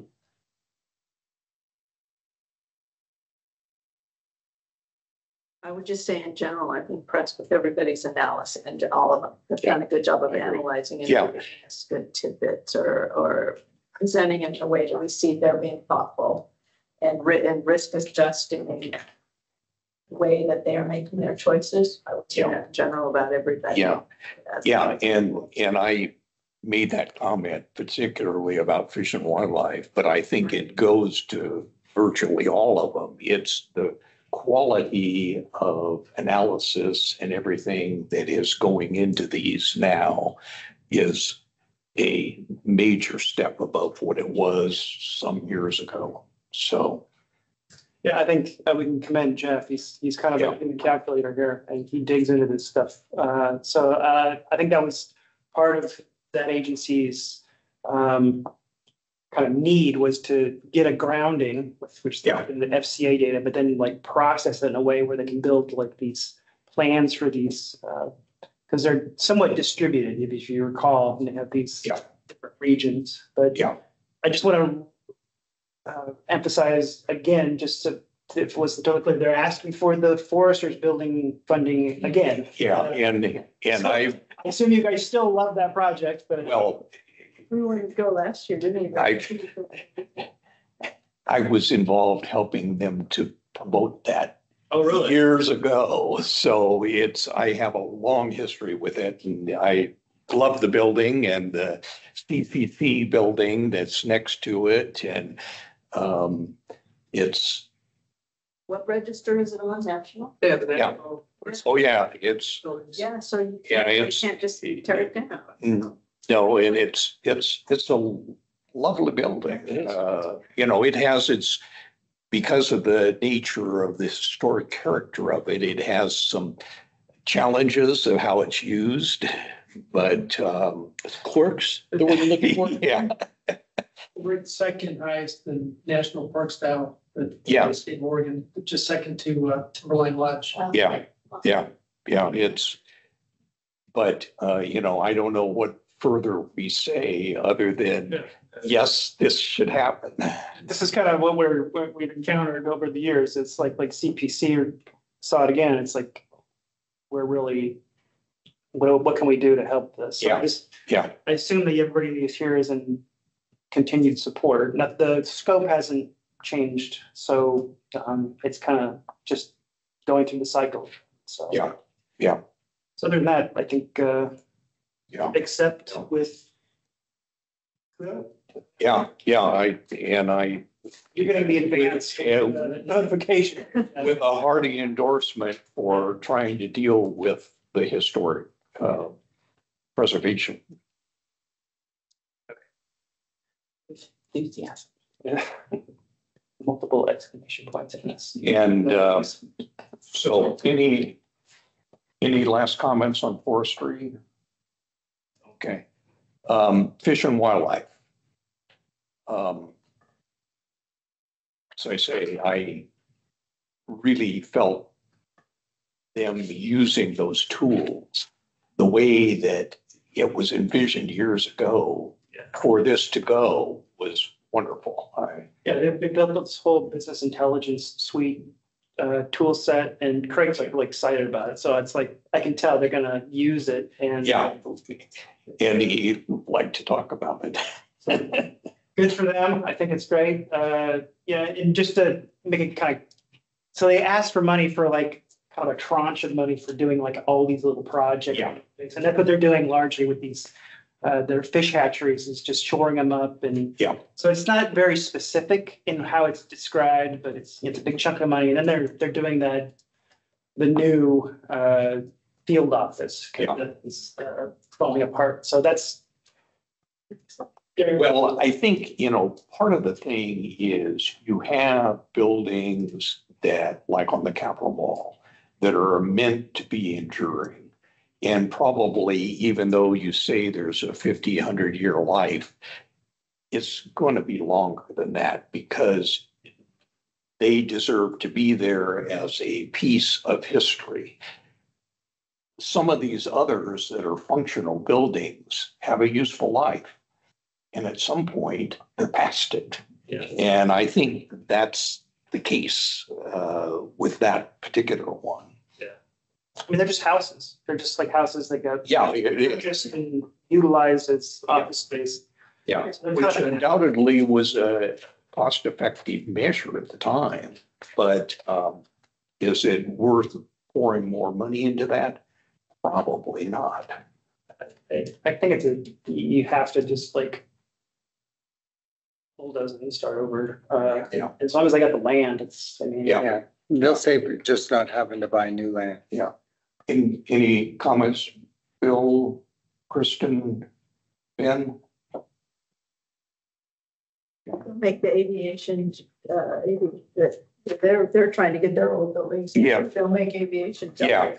Well, I mean, there's this inventory of stuff that, it's like they're good projects. They ought to happen, but and I mean, of course, you can question whether that much money should have been spent on the Capitol, but that's took them a long time to decide to take that on. And it is a huge project.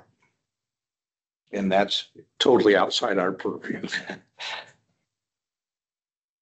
So accept their plan. Are we doing a kudo? Is that all we're doing? Yeah, as I said, and I mentioned that it's really nice to see them utilizing those assessment tools.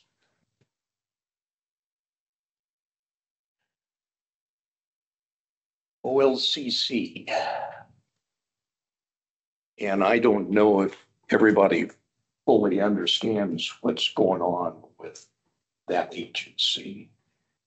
What do you mean? They've had this facility there that they have been occupying for years. It was, never much good. And, they've been kind of band-aiding it together, and it's not ideal location in terms of all of the truck traffic that needs to come in and out of it. A few years back, they were talking about putting a new roof on it, which was a major expense.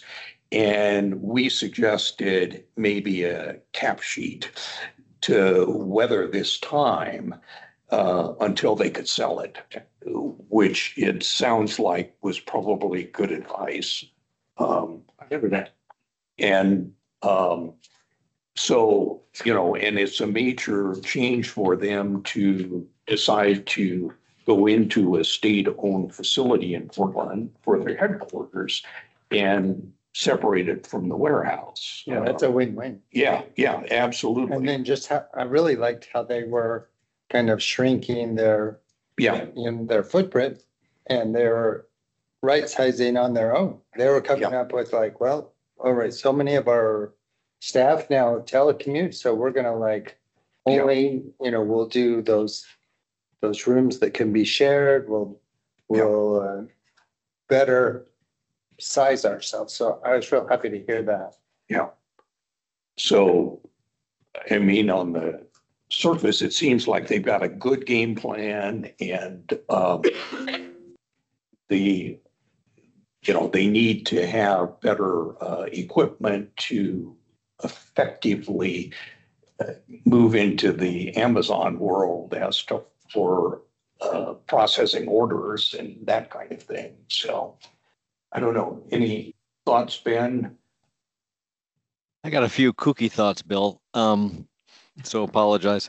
I guess one part of me, and this is well outside of our purview, but why in the hell are we shipping alcohol from all around the country to a warehouse and then out to the stores? I mean, why do we even do that in the first place? Go right to the stores. I mean, like half of our other country, this weird law that it has to go and get regulated and then shipped out is costing our state an inordinate amount of money. Just go to the damn Fred Meyer with the liquor. Anyways, it's just mind-blowingly confusing. And you're right, it's out of our purview.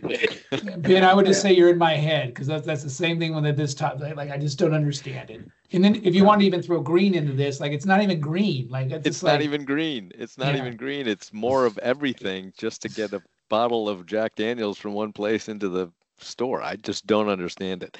On the other hand, things have changed since I came to the state.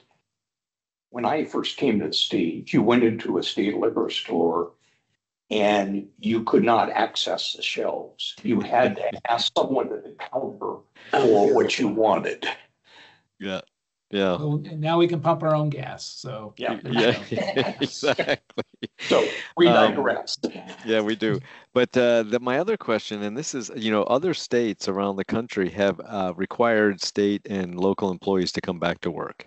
So, and I think, it was mentioned that the OLCC is doing this to revitalize Portland, which I appreciate. And I think that we may be on the verge in the next year or two of calling people back to work. So I just don't, it's interesting. It's there's so many aspects to that conversation, whether it's greener, like you say, Bill Messner, or what, but if we start calling people back, then what happens when we've downsized to these other degrees? And then will we lock ourselves out from calling people back, which I think is the healthiest for a community, healthiest for our urban centers, healthiest for an eviscerated downtown Portland and Salem and all these other cities that are suffering to the tune of billions of dollars because we haven't called employees back.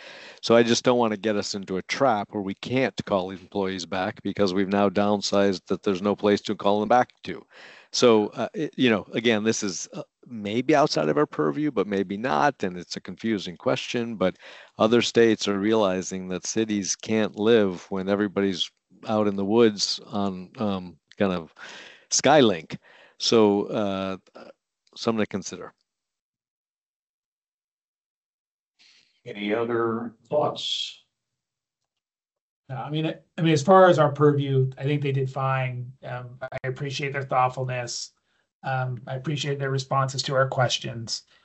I'm just with Ben on the other topic. Like, I just don't even know what we're doing, but not our issue. Yeah. And just because I don't know, does the same thing apply to cannabis? It does not. That does not go through. I mean, they oversee it, but you don't have to have it all distributed from one place. Not to my knowledge.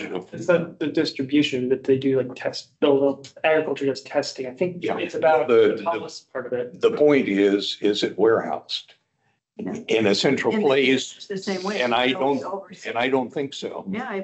Well, I'll say this.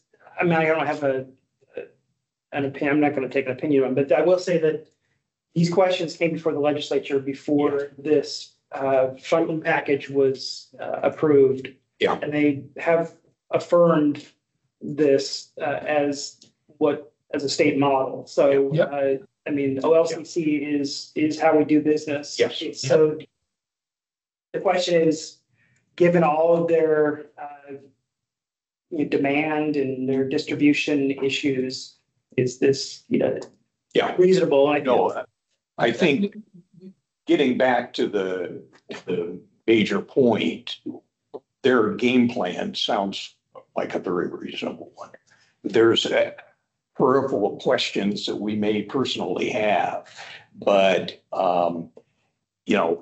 OLCC is in statute. That's how it is.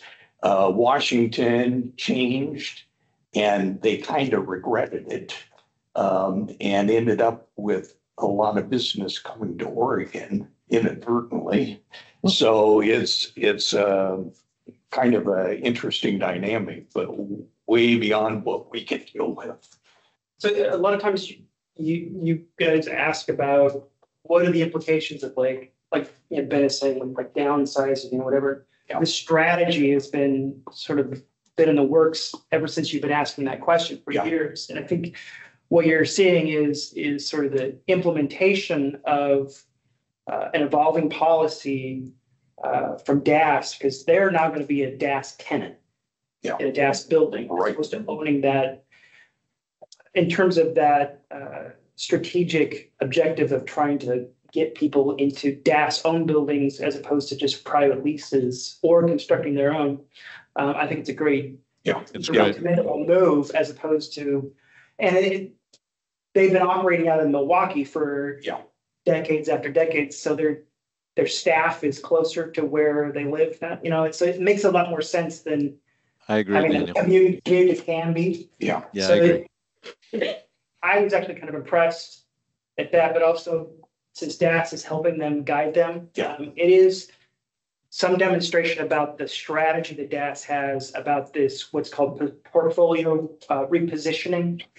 And I think the jury's out on that. And my own personal thoughts are, we will never go back to where it was. It will probably be somewhere in between calling everybody back and fully telecommuting like COVID. Somewhere in there, and exactly what that mix is going to be, hard to say. Hard to say. Yeah, it's not going to be uniform. No, and it's going to vary with the agency and all. Just like the discussion with state police. How much of that is telecommute, not. It's like nurses, we don't have any nurses today. So, any last thoughts on OLCC? Thumbs up. Okay. Then Parks and Recreation.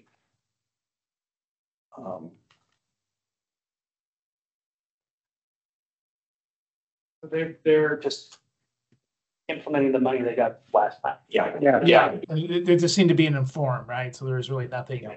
And they, the history of the agency is it used to be funded through ODOT. And then it got put out on their own, and they were having struggles, and the legislature gave them some lottery funds, and they seem to be doing reasonably well with that. And it's at least stabilized. But there's always changes, and they have a portfolio of some pretty amazing things. I don't know if any of you are familiar with Sumter Dredge. It is a historic dredge that was used for gold mining over in Eastern Oregon. And they did a restoration project on it. And, you can go visit it and tour the little thing and pay a small admission fee. And it's pretty amazing. I think some people forget that historic preservation is a part of parks. Yes. There's a linkage there, and that historic things are in essence a recreational kind of thing. And if we want to talk about some costs that seemed way over the top, back when they were doing Crown Point, that is a relatively small building up there overlooking the river, and it was a lot of money to do it. Yeah, I remember that. And I'll just note, I appreciate them showing a bridge that needed repairs. Yeah. Yeah. I didn't mean to deny you your structural opportunity to. But it seems like they're, are on track to doing what they need to and making, and it's a little bit of marketplace analysis that they're having to struggle with because it's the desires of people for recreation needs keeps changing. Yeah, they have a kind of a retail aspect to the thing. So the having quality bathrooms is an issue for them versus a different agency with a different purpose because it's a customer, or having enough the right kind of space. People are driving around these lunar vehicles and RVs now. They're crazy and they don't know what places to put them. The one image that resonates with me, that not in a positive way, was that semi with the car on the back and the trailer. That's hard to accommodate in a park. Yeah. It is. I think so. Yeah, they're just like, I think just in the struggling to kind of like get things implemented, but at least they put some effort into working on it. So any other thoughts? No. Okay, so, and then on to OSP. And OSP is still kind of struggling a little bit with assuming ownership of facilities, which is, I think he mentioned 2019. And they have often partnered with ODOT in locations. The Springfield one was originally constructed by ODOT, and then they took it over. So again, they purchased the land and they're going to use that site. So they had all the storage that they had on the perimeter of that building that had the patrol office plus the forensics. Forensics, yeah. They're going to get rid of the patrol office, use the land that they now have from the storage that's now in Wilsonville. Mm-hmm. And they're going to raise the other thing, and then they have land in Eugene for the forensics. So they're decoupling, but they're using that land because it actually is a good location for responding to. Yeah. So that makes total sense, and I think that in the cycle between the funding approval and everything, and you had the COVID stuff, and I think there was a bit of maybe a supply issue, and they couldn't find sites, and so there was that kind of a thing. So. But now and then they didn't have somebody like Eric. They had a little bit of a turnover. So now I think they're poised just to execute. Yeah. No, it sounds like it, and it seems like a reasonable plan. And I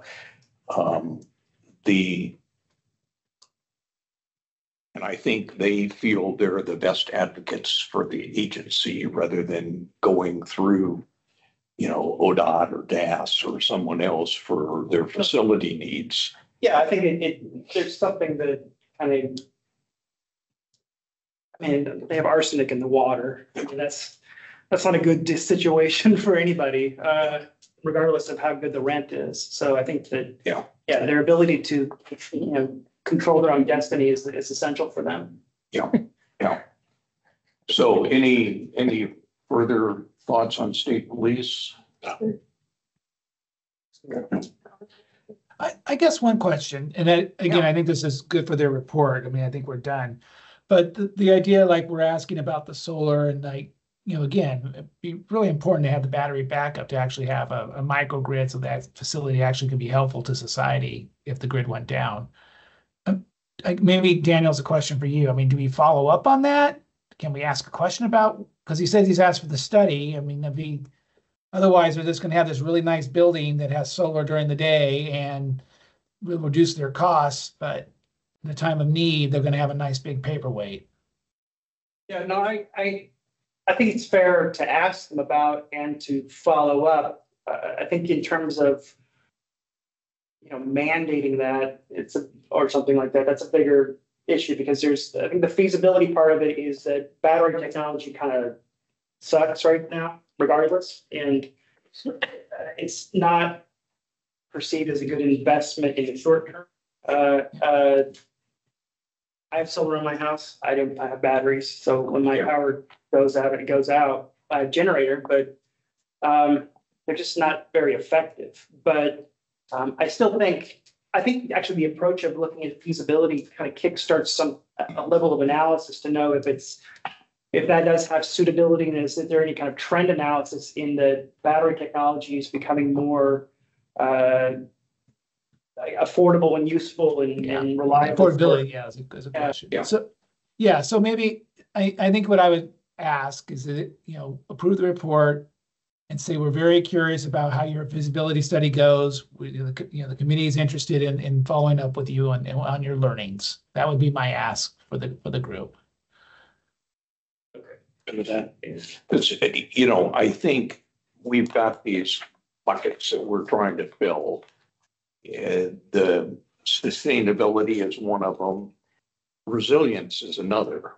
And that falls kind of into the resilience in my mind. Well, yeah, that's the catch up that they're playing on their portfolio. Is they're becoming an essential facility, first responder, kind of robustness to things in there. You remember that the generator from the Springfield really worked. Yeah, right. So, because I think, when you couch it in those terms, it maybe deserves a little more investment that for some other agency might not be as meaningful. Yeah. I agree. I think that there's things that just need to be built to different standards depending on the user. And that was, I think, always sort of something that was emphasized when they developed their strategic plan recently, that they need to do things that create facilities that sort of support what a modern public safety force needs in terms of safety and security, all that kind of stuff. So are we good? Yes. Are we ready to, I think the last time, which seemed to work okay, we moved to accept the reports with annotations, and so I would move that. Did you just move it, or yes? Then I will second it. Any discussion? All those in favor? Aye. Aye. Opposed?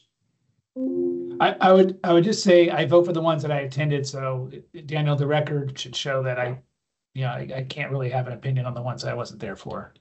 Yeah. All right. Thank you, Bill.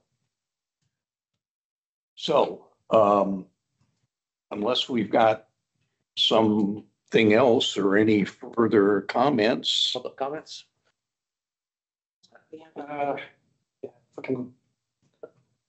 We're on time, so it'd be great. Follow us adjourned. All right, take care, everyone.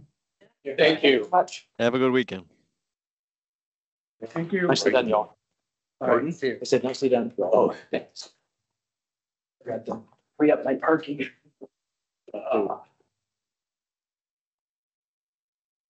For my next meeting. You guys have a great meeting, great week, rather. All right, weekend, you too. yeah. Scotty here, don't forget.